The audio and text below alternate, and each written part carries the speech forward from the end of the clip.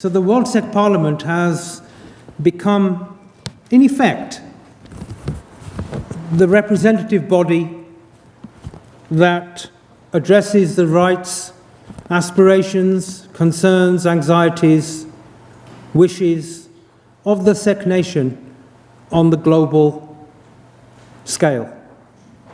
So we engage with the United Nations, we engage with member states of the United Nations, we engage with NGOs, we engage with other nations, many of which are represented here today.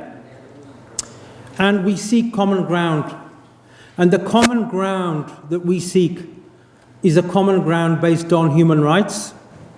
It's a common ground based on international law and on peace and a just world order. Sikhism teaches us about individual, personal, spiritual salvation. But under the Miri Piri concept, spiritual and temporal, under the Miri Piri concept, the Sikhs are required to go beyond the personal spiritual realm, and we are required to go into the world and to help bring about a just world order where the rights of everybody, all nations, all religions, men and women, the rights of everybody are respected, and an egalitarian society can function. Doesn't matter whichever part of the world, we will take these values forward. And the Sikhs rejected Guru Nanak Dev Ji. This year marks the 550th anniversary of his birth. Guru Nanak Dev Ji rejected the caste system.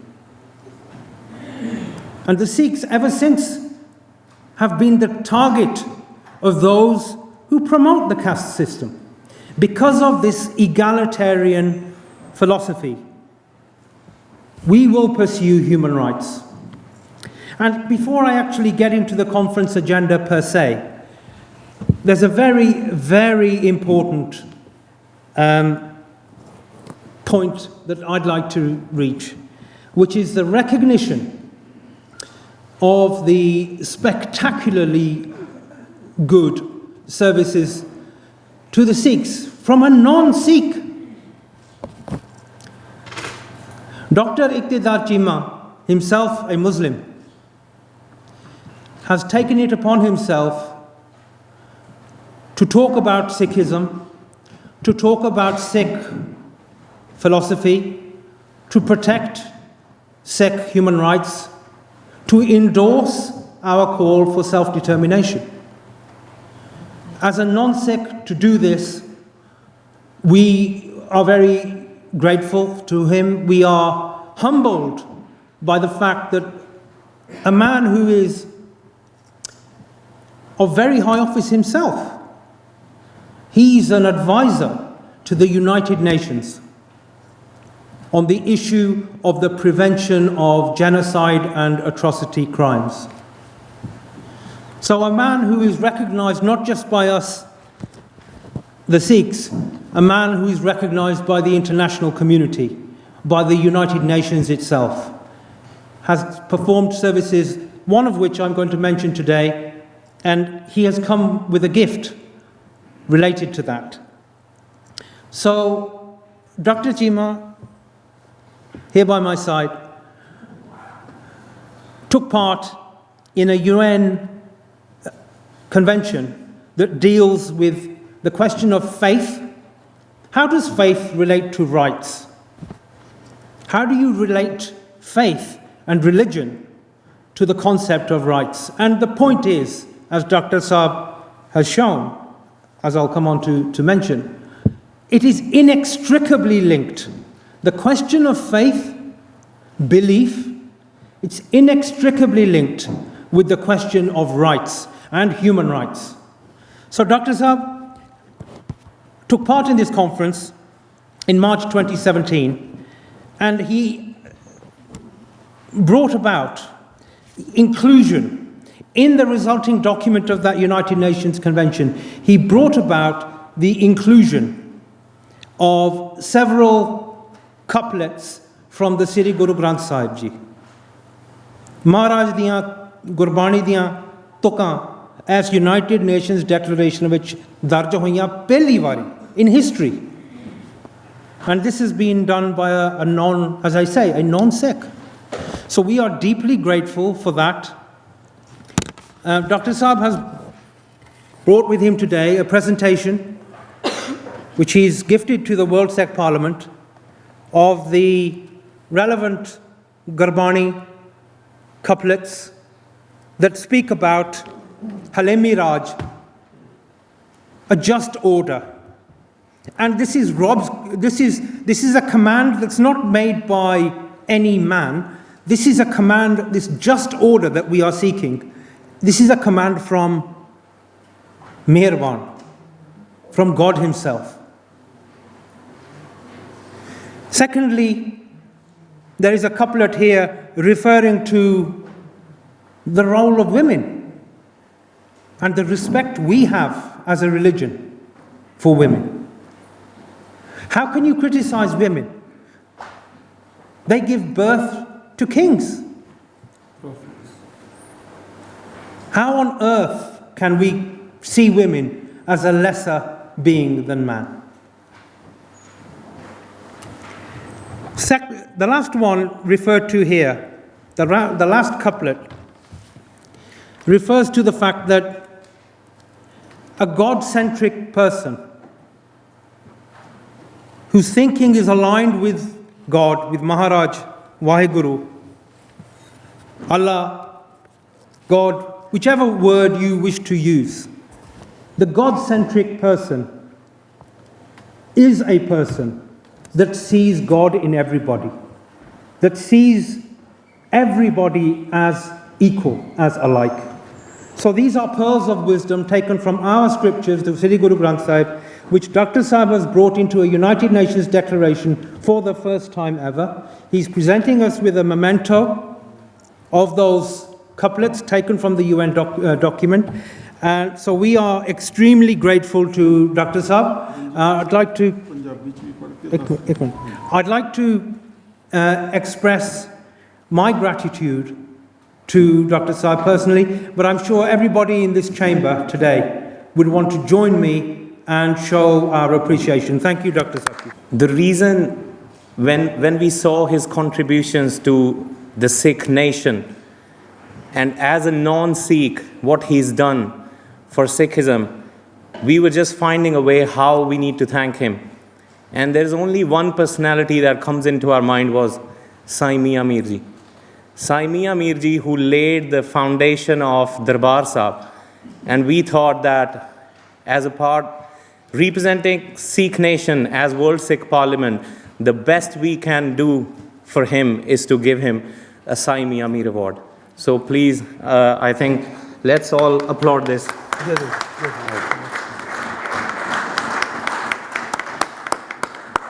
Waheguru ji का खालसा वाहिगुरु जी की फतेह. I'm greatly honored and humbled, and it was indeed a surprise. I came to contribute reflections on the topic, but it's very kind of the Sikh community, which is my own community, and by the World Sikh Parliament to acknowledge. I don't think I have rendered any services, because Guru Granth Sahib Ji is not only Sikh Guru. It has Farid in it, it has Pakhna in it, and it has Kabir in it. So it is our common heritage. And it was recognized as such in the past as well. Before partition, I've heard from my ancestors, people always used to say, Baba Nanak Shah Fakir, Sikhan da Guru, Musalmanan da Peer.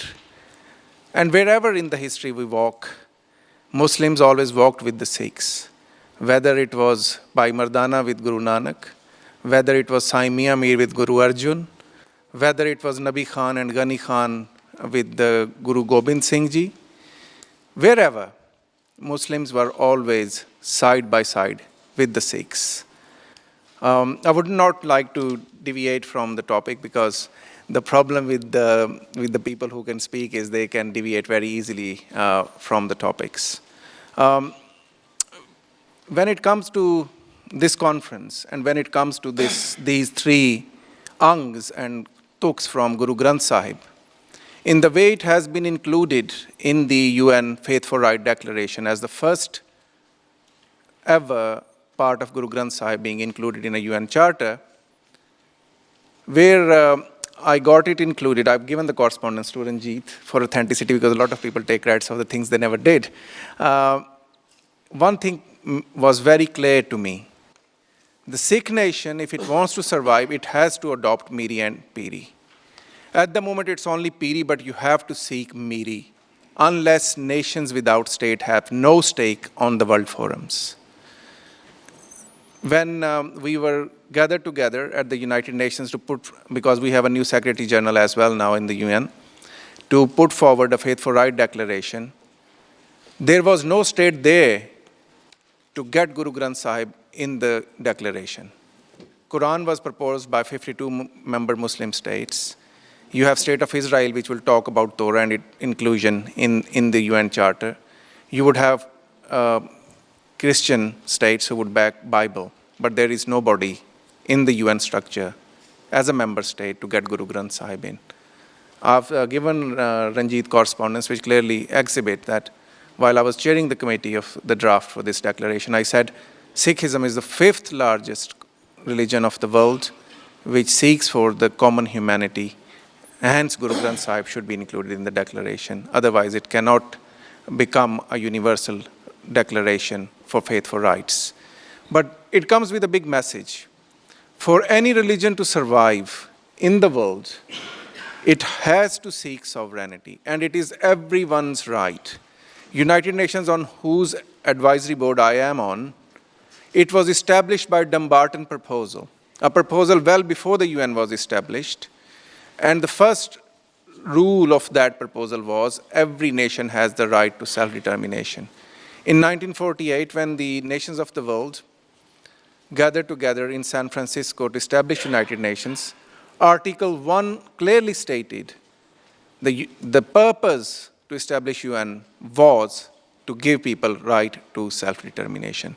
And Sikhs by all means and Kashmiris by all means are a nation by any definition and have the right to self-determination.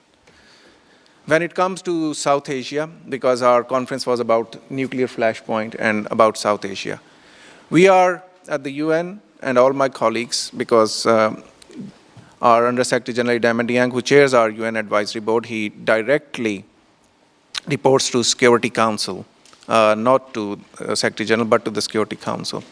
He always asks me that what's happening in this region. It concerns all of us. And someone who knows the history of that very region and of a majoritarian rule in India, where you would find a quote-unquote democratic elected prime minister. When she lost it in the court, she imposed emergency in the so-called democracy, which was like a martial law. And then she declared the country secular. And not only she did that, after that, when she saw that she's going to lose the election, she attacked Darbar Sahib to win the majoritarian sympathy vote from the majoritarian community. So if that prime minister can use that mentality to victimize a marginalized minority community for the vote bank, the party which rules today is much worse than that.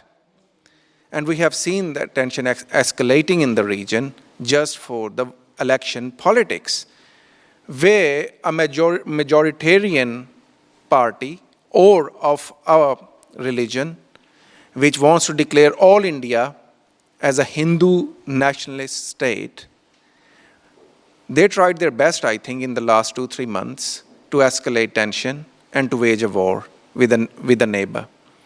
South Asia is not a region where there are 2 nuclear states. South Asia is a region where there are 3 nuclear states: India, China, and Pakistan. And state of India has been involved with both India and China in the past.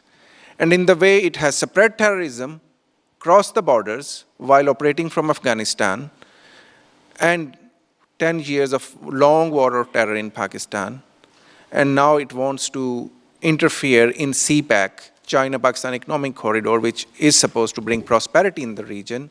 The only way they can stop it is by waging a war. So it concerns all of us, because in the past also it was Punjab all the time. Punjabiyat is our common identity. Whether we are Sikhs, whether we are Muslims, we have a shared heritage like many other nations of the world. Our language, our culture constitute a cultural identity. Look at 1947. Whose genocide was it? Punjabis. Most of the Punjabis were killed, millions of them. And look at the records of the British archives. The Britain was leaving India in 1948, not in 1947. But who was the one who pushed Lord Mountbatten to quit 1 year earlier, which resulted into the massacre of millions of Punjabis? That very party is now one of the opposition party in India. Look at 1965, where war was fought, who were killed? Punjabis on both sides, in majority. And for the Sikhs, I really get worried. People always ask me, you are a Muslim, why you are so much worried about the Sikhs? Because Sikhs lives on the border of 3 nuclear states. And for a state on right or left, it's very easy to drop an atom bomb and finish the Sikh nation forever from its roots where it once lived. It has happened with other nations, and it can happen with the Sikh nation as well. Therefore, I always argue, although I have been called previously a terrorist sympathizer in the UN, somebody wrote a letter, a lovely member state, and I don't need to name that state, you would know. They said they sent a letter to the Secretary General that on your advisory board there is a terrorist sympathizer who would ask for people's sovereignty and who would ask and support people's right of self-determination. But I always say to my UN colleagues, I support the right of self-determination of Kashmiris, of Sikhs, of Nagas, of 7 sister states of the northeast of India, because I want peace in the region. Because we need buffer states between these 3 states, which would split and separate the borders of 3 hostile neighbors who have fought more than 4 wars with each other. Without having buffer states, you cannot have peace in South Asia, because these nations are not willing to engage with each other, and they are not willing to maintain peace and prosperity in the region. The only solution for the South Asian peace is that you need Khalistan, which would split the borders of India and Pakistan. You need an independent, autonomous Kashmir, which would split the borders of India, Pakistan, and China. Without that, you cannot achieve peace. I may sound like an idiot to you, but this is the only viable solution, and one day, world would have to reach to this conclusion. When it comes to the Sikh sovereignty or anyone's sovereignty, we are not against any nation. Sikh sovereignty doesn't have to come through any militancy. Sikh sovereignty doesn't have to come through any violence. It is embedded in the UN Charter under Article 1, which guarantees that every nation has the right to self-determination. And it was Guru Nanak who said, Nanak Raj Chalaya, Sachkut Stani Neev De. And Guru Gobind Singh, he established Khalsa. I always say to people, we always celebrate Vaisakhi. It's not a season of Mela. It is not a season of eating jalebi and pakode. It is a creation of a nation by a Sikh master. And the reason to establish that Khalsa was for Khalsa to seek sovereignty. Because Raj bina na taram chale hain, taram bina sab dale male hain. To try to stop the sort of rhetoric that is coming out for a potential war between 2 nuclear armed neighbors, that is India and Pakistan. Now, obviously, as an academic for many, many years, I have been looking at especially the core issues relating to the India's nuclear program as well as Pakistan's nuclear program.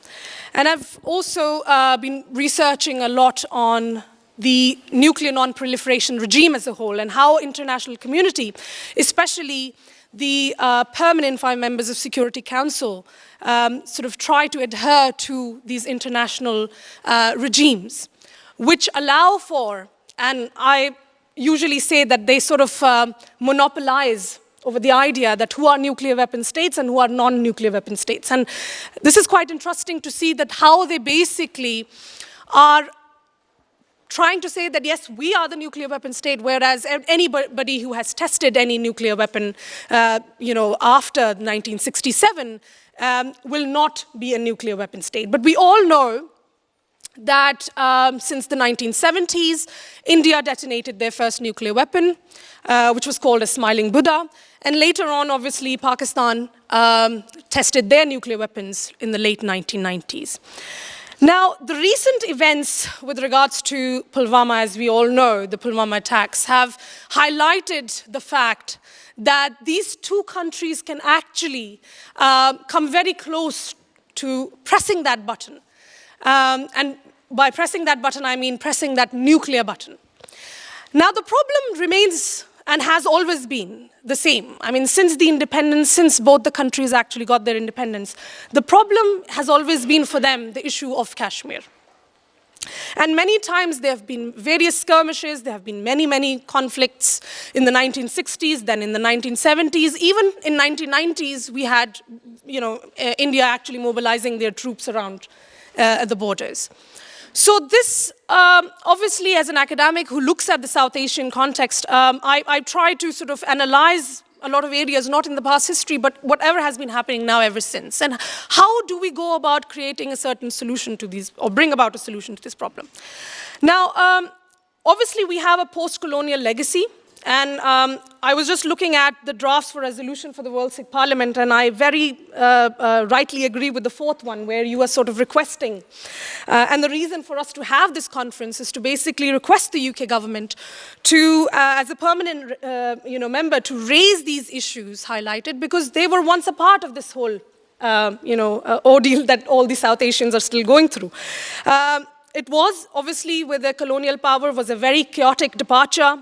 The way that the boundaries were, demarcated, the way they were left, it was very much chaotic. And I suppose that it's very good to actually put this resolution to say that, yes, the reason that why we are here is because we are demanding this. We need to raise these issues that are being highlighted. And how do we go about it? We need to bring these issues on the table, involve all those parties who have their own political aspirations, who have their own political rights, whether those are Kashmiris, whether that's Sikh nation, they all have their specific political aspirations.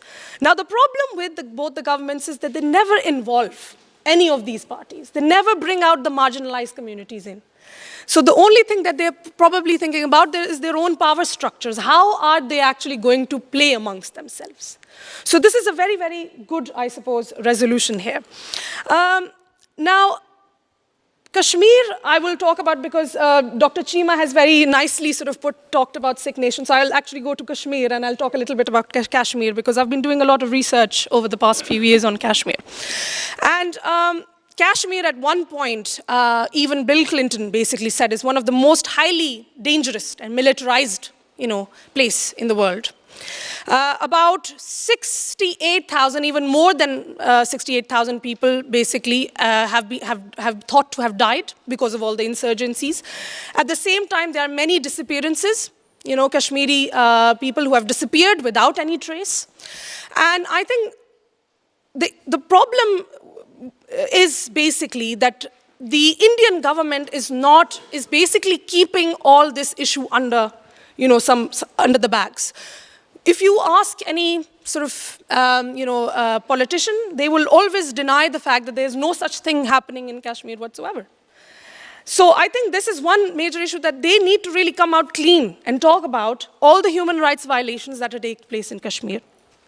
And ever since 1989, since all the insurgencies, that have been taking place in Kashmir, even the human rights groups have actually gone and talked about how India has been responding to those public protests with a very disproportionate, force. So Even recently, we had the Human Rights Commission report that talked about, how they have been, dealing with these protests. And I think that it's very important to actually bring in these Kashmiris who have their own political aspirations onto the table and ask them how exactly do they feel about this whole situation and how do they think that this can be resolved. Similarly, as the Sikh nation, because I think it's very important to highlight the Sikh nation. And while all these Pulwama attacks were going on, I sort of read a very interesting article which talked about how a very small village, a Gilpun village, near the 10-kilometer border of the international border with Pakistan, and how there was this hysteria of war and how people were actually forced to leave their places, to leave their houses when they knew that there actually going to be, they were all belonging to agricultural families, backgrounds, and they knew that there was harvesting going to take place, and with all this hysteria, they were actually told to leave their places. And specifically in one of the articles, there was this sort of a poll that took place, and they asked about all the Punjabis in that region of how they feel about this whole hysteria of this war. And they said, well, it's not good for us at all. Because what is happening is that we still see people going and coming, but then the way that the media is actually sort of bringing everything out there and the way that they're actually forcing us to move out of the places is not the right way. I mean, what should we do? Where do we go? This is our home. So I think it's very, very important to actually bring all these parties onto the table and talk about the sort of solutions that these people need, because it's a diverse, I mean, if you look at, the Punjab itself, it's diverse. You look at Kashmir, it's diverse. So all the political, aspirations of the people need to be taken into consideration.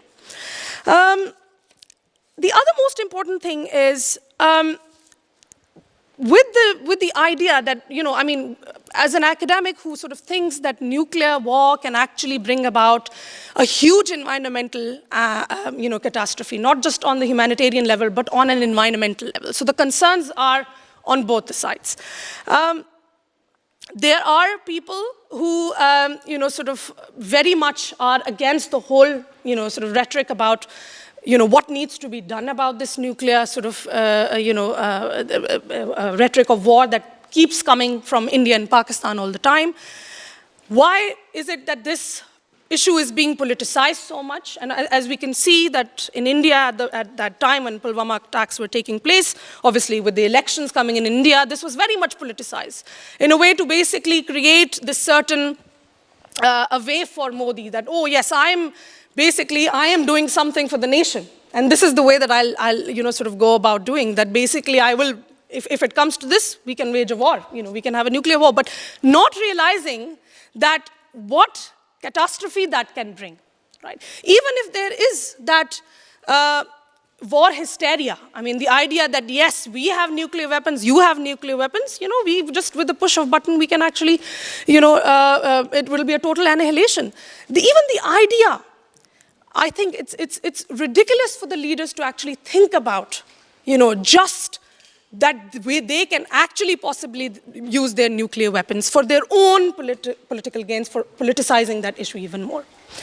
Now, the answer, obviously, there is no certain solution. There are many solutions, but obviously the idea is for us to actually be here, is to talk about these issues, bring them out on the table, create this huge awareness so that people understand where we are.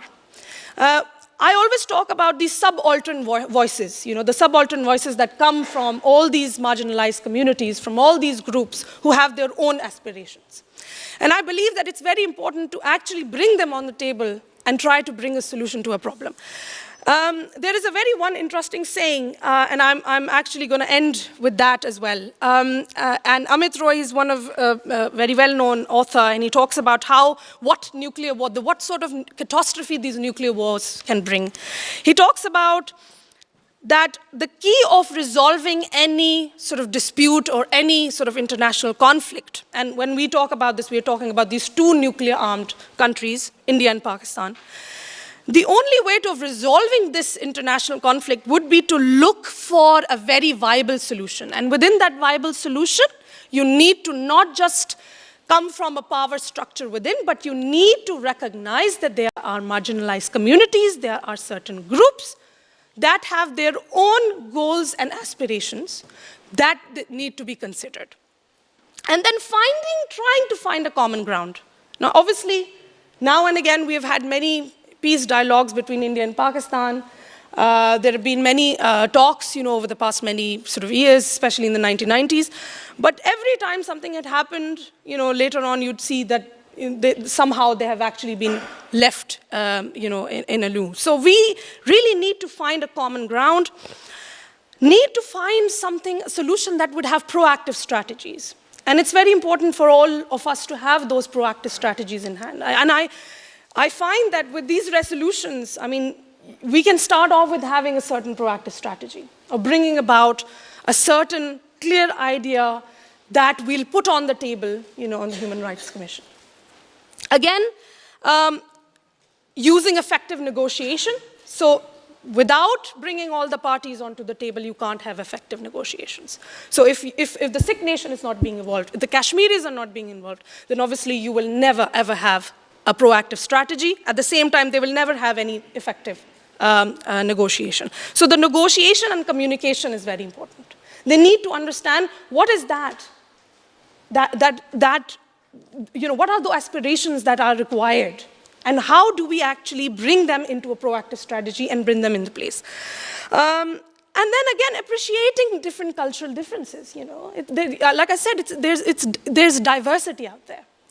And we need to understand that with the beauty about diversity is to actually appreciate it and look into the beauty of how you can actually integrate this. And I think this is the only way that a solution can be brought about. With regards, there have been many sort of other narratives that have been brought forward. I'm actually working on writing a book at the moment, and one of the areas that I'm focusing on is actually that we as people, as various communities, we're sick and tired of the same rhetoric that keeps coming from these countries. And every other 5-10 years, we see that there's some sort of a war is hanging there, or some sort of a conflict is there. And I think what we need to do is, again, we need to change and look at the narratives. We need to bring these groups into the talks. That's what's not happening. We are not being involved. You're not being involved. So these issues are being kept under the bag. And hence, that is what is creating more problems. And these are the concerns for all of us, for all the Kashmiris, for all the Sikhs. And I'm also talking about so many other marginalized communities. So they need to actually be brought into the whole process of a dialogue, of peacemaking, to understand what exactly they want. And the reason that we are doing all this is to actually create that international awareness that, yes, we have people here who are very much concerned about this. And we need to take these concerns on an international level and put them into United Nations Human Rights Commission. Thank you very much. I speak from an Indian Christian perspective. Basically, I'm a British Indian minority perspective. So I just start with this very interesting statement, 5th century BC. Yadum Ure Yavarum Keli. That is one of our poets, long back, a Tamil poet, 5th century poet. He said this: every place is my place, every human is my kin. And which is very similar to what Guru Nanak also said in one of his conversations, that you think of yourself as Hindus and Muslims first and last. You forget that you are men first and something else next. It's a very interesting, thinking outside the box, which is what is very important nowadays, because we're all emotionally charged with nation states. And I think I still remember first time I hosted a Pakistani Indian lawyers conference in Bangalore, 2001, in Bangalore. And we felt that we were all very friends. And we spoke the same, nearly same words and language and of love and kindness. And, we, at the end of the day, we found that we didn't disagree anything. And we felt that all the human rights of every individual must be respected, and the aspirations of people for self-determination must be respected. And also, we said together mostly that not only self-determination, but also even to raise the voice, I think even to raise the voice today, that all the political prisoners without any charge must be immediately released. I think 20 years ago we raised that. I want to say it today even, because the reality has not changed much, sadly. And also we have to think, even Edward Said, reviewing this Huntington thesis, he said, clash of ignorance. It is the ignorance which is kind of controlling the mass conscience or consciousness, we call it. And it is sadly, unless we address to reverse it with alternative narratives and thinking, we are never going to succeed in this journey. And I think that is where the pressure points from public intellectuals and public groups from both nations should be working together. I would support that from both sides, Christians, women, lawyers, and all the activities should find a place to come together and to see we are all the same beings, same human, and we can work together for the betterment of each other rather than throw on each other. This is a very interesting saying, the weapons of mass distractions. They use very interesting stories. Like, we are not keeping our nuclear weapons for Diwali. That's what we heard. And another response, we are not either keeping it for Diwali either. I want these pressure points to be started continuously at grassroots and at public intellectuals, at mass level, that we keep these people with an alternative voices, alternative thinking, alternative narratives. I would like to see that to happen, because I would like to say this as such, if anyone is hearing, that I hope all the alternative voices will raise and put the pressure with the new government in India that they will pass a constitutional amendment saying that NFU, no first use, will become part and parcel of the constitutional amendment, even if the Prime Minister thinks he cannot do it by himself. I would certainly recommend that to be the consideration even in Pakistan, so that people cannot go around and threaten unless at least majority or even 2/3 of the parliament passes in favor of it, because that ties up things. And even I would say we should have an alternative narrative to nuclear deterrent, the idea of nuclear deterrent, which is actually not a good idea in South Asia, because I don't know, it's my nation, India has become a lynching nation. My nation has become a raping nation. My nation has become, sadly, vigilante nation. How do we challenge this and reverse this ignorance and emotionalized idea of nation and state? We need to start thinking alternatively, outside the box. Pongundranath said that. Guru Nanak said this. Let us also say it ourselves today and think outside the box. Thank you much. Waheguru ji ਕਾ ਖਾਲਸਾ ਵਾਹਿਗੁਰੂ ਜੀ ਕੀ ਫਤਿਹ। ਜਿਸ ਤਰ੍ਹਾਂ ਆਪ ਜੀ ਨੂੰ ਪਤਾ ਹੈ ਕਿ ਆਪਾਂ ਚਿੰਤਤ ਹਾਂ ਕਿ ਜੇ ਇੰਡੀਆ ਪਾਕਿਸਤਾਨ ਦੀ ਨਿਊਕਲੀਅਰ ਦੀ ਲੜਾਈ ਲੱਗ ਗਈ ਤਾਂ ਬਹੁਤ ਗਿਣਤੀ ਜਿਹੜੇ ਸਿੱਖ ਆ ਪੰਜਾਬ ਦੇ ਵਿੱਚ ਉਹਨਾਂ ਦਾ ਸਭ ਤੋਂ ਜ਼ਿਆਦਾ ਨੁਕਸਾਨ ਹੋਵੇਗਾ, ਕਿਉਂਕਿ ਲੜਾਈ ਜ਼ਿਆਦਾ ਮਸਲਾ ਜਿੱਥੇ ਮਰਜ਼ੀ ਹੋਵੇ, ਲੜਾਈ ਪੰਜਾਬ 'ਚ ਲੜੇ ਜਾਂਦੀ ਵੀ ਸ਼ਾਇਦ ਉਹ ਪਾਕਿਸਤਾਨ ਦਾ ਹੋਵੇ, ਸ਼ਾਇਦ ਉਹ ਇੰਡੀਆ ਦਾ ਹੋਵੇ। ਇਸ ਕਰਕੇ ਆਪਣੀ ਬਾਹਰ ਬੈਠਿਆਂ ਦੀ ਜ਼ਿੰਮੇਵਾਰੀ ਬਣਦੀ ਹੈ ਕਿ ਆਪਾਂ ਆਪਣੇ ਭਾਈਚਾਰੇ ਦੀ, ਆਪਣੀ ਕੌਮ ਦੀ, ਆਪਣੇ ਇਲਾਕੇ ਦੀ, ਜਿੱਥੋਂ ਆਪਾਂ ਆਏ ਹਾਂ, ਬੇਸ਼ੱਕ ਦੀ ਉੱਧਰਲਾ ਪੰਜਾਬ ਹੋਵੇ, ਬੇਸ਼ੱਕ ਦੀ ਉੱਧਰਲਾ ਪੰਜਾਬ ਹੋਵੇ, ਦੋਨਾਂ ਲਈ ਆਪਣੀ ਜ਼ਿੰਮੇਵਾਰੀ ਬਣਦੀ ਹੈ ਕਿ ਉੱਥੇ ਪੀਸ ਰਵੇ ਅਤੇ ਉੱਥੇ ਨਿਊਕਲੀਅਰ ਵੋਰ ਨਾ ਕਦੇ ਵੀ ਹੋਵੇ ਅਤੇ ਆਪਣੀ ਕੌਮ ਦਾ, ਆਪਣੇ ਭਾਈਚਾਰੇ ਦਾ, ਆਪਣੇ ਗੁਆਂਢੀਆਂ ਦਾ ਨੁਕਸਾਨ ਨਾ ਹੋਵੇ। ਪਰ ਪਿਛਲਾ ਸਮਾਂ ਕਾਫੀ ਚਿੰਤਾਜਨਕ ਰਿਹਾ ਹੈ। ਅਜੇ ਵੀ ਜੇ ਆਉਣ ਵਾਲੀ ਇਲੈਕਸ਼ਨ ਦੇ ਵਿੱਚ ਉਹ ਬਹੁ ਗਿਣਤੀ ਨਾਲ ਜਿੱਤ ਗਏ ਤਾਂ ਪਤਾ ਨਹੀਂ ਇੰਡੀਆ ਦਾ ਰੁਖ ਕਿੱਧਰ ਨੂੰ ਹੋਵੇਗਾ। ਇਹ ਬੜਾ ਚਿੰਤਾ ਦਾ ਵਿਸ਼ਾ ਹੈ। ਅਤੇ ਜਿਹੜੇ ਪੰਜਾਬ ਦੇ ਸਾਡੇ ਵੀਰ ਭੈਣਾਂ ਵੋਟਰ ਹਨ, ਉਹਨਾਂ ਨੂੰ ਵੀ ਮੇਰੀ ਬੇਨਤੀ ਹੈ ਕਿ ਕੁਰਬਾਨੀ ਵਾਲੇ ਜਿਹੜੇ ਵੀਰ ਆ ਭੈਣਾਂ ਆ ਖੜ੍ਹੇ ਇਲੈਕਸ਼ਨ ਦੇ ਵਿੱਚ, ਜਿਨ੍ਹਾਂ ਨੇ ਦੁੱਖ ਹੰਢਾਇਆ ਪਿਛਲੇ 30-35 ਸਾਲ ਤੋਂ, ਉਹਨਾਂ ਨੂੰ ਵੈਸੇ ਵੋਟਾਂ ਨਾਲ ਕਦੇ ਖਾਲਿਸਤਾਨ ਨਹੀਂ ਬਣਨਾ, ਕਿਉਂਕਿ ਵੋਟਾਂ ਪੈ ਰਹੀਆਂ ਆਪਣੇ ਕਹੇ ਰੁਕਣੀਆਂ ਨਹੀਂ, ਪਰ ਫਿਰ ਵੀ ਜੇ ਕੋਈ ਉੱਥੇ ਆਪਣਾ ਬੰਦਾ ਆਪਣਾ ਨੁਮਾਇੰਦਾ ਚਲੇ ਜਾਵੇ ਜਿਹੜਾ ਸਿੱਖ ਹੱਕਾਂ ਲਈ ਪਿਛਲੇ 30-35 ਸਾਲ ਤੋਂ ਸੰਘਰਸ਼ ਕਰ ਰਹੇ ਆ, ਤਾਂ ਆਪਣਾ ਕੁਛ ਹਾਲਾਤ। ਗੁਰੂ ਮਹਾਰਾਜ ਜੀ ਦਾ ਹੁਕਮ ਹੈ, ਰਾਜ ਬਿਨਾ ਨਾ ਧਰਮ ਚਲੇ हैं, धर्म बिना सब दाले मले हैं, कोई किसी को राज न दे हैं, जो ले हैं निज बल से ले हैं। ਸੋ ਆਪਾਂ ਨੂੰ ਆਪਣਾ ਬਲ ਪੈਦਾ ਕਰਨਾ ਪੈਣਾ। ਅਤੇ ਭਾਈ ਜਗਤਾਰ ਸਿੰਘ ਹਵਾਰਾ ਜਿਨ੍ਹਾਂ ਨੂੰ ਸਰਬੱਤ ਖਾਲਸਾ ਦੇ ਵਿੱਚ ਜਥੇਦਾਰ ਚੁਣਿਆ ਗਿਆ ਸੀ ਅਕਾਲ ਤਖ਼ਤ ਸਾਹਿਬ ਦੇ, ਉਹਨਾਂ ਦਾ ਸੁਨੇਹਾ ਐਡਵੋਕੇਟ ਸਰਦਾਰ ਅਮਰ ਸਿੰਘ ਚਾਹਲ ਰਾਹੀਂ ਸਾਡੇ ਕੋਲ ਪਹੁੰਚਾ ਹੈ। ਭਾਈ ਜਗਤਾਰ ਸਿੰਘ ਹਵਾਰਾ ਜਿਸ ਤਰ੍ਹਾਂ ਮੇਰੇ ਵੀਰ ਨੇ ਦੱਸਿਆ ਕਿ ਲੀਗਲ ਦਿੱਲੀ ਦੇ ਵਿੱਚ ਰੱਖਿਆ ਹੈ, ਕੋਈ ਦਿੱਲੀ ਤੋਂ ਤੇ ਕੇਸ ਕੋਈ ਨਹੀਂ। ਹੁਣ ਤਾਂ ਹੋਰ ਨੌਜਵਾਨਾਂ ਨੂੰ ਵੀ ਉਹਨੇ ਦਿੱਲੀ ਟਰਾਂਸਫਰ ਕਰਤਾ। ਆਪਾਂ ਨੂੰ ਤਾਂ ਉਮੀਦ ਸੀ ਕਿ ਬਰਗਾੜੀ ਮੋਰਚੇ ਤੋਂ ਬਾਅਦ ਬਾਹਰਲੇ ਵੀ ਪੰਜਾਬ ਚ ਆ ਜਾਣਗੇ, ਪਰ ਹੋ ਗਿਆ ਉਲਟ। ਹੁਣ ਪੰਜਾਬ ਵਾਲੇ ਵੀ ਉਹ ਬਾਹਰ ਭੇਜਣ ਲੱਗ ਪਏ। ਜਾਣੀ ਗੌਰਮੈਂਟ ਕੋਈ ਵਾਅਦਾ ਕਰਕੇ, ਸਰਕਾਰਾਂ ਵਾਅਦਾ ਕਰਕੇ ਕੋਈ ਪੂਰਾ ਨਹੀਂ ਕਰਦੀਆਂ। ਆਪਾਂ ਪਿਛਲੇ 30-35 ਸਾਲ ਤੋਂ ਸਬਕ ਸਿੱਖਿਆ।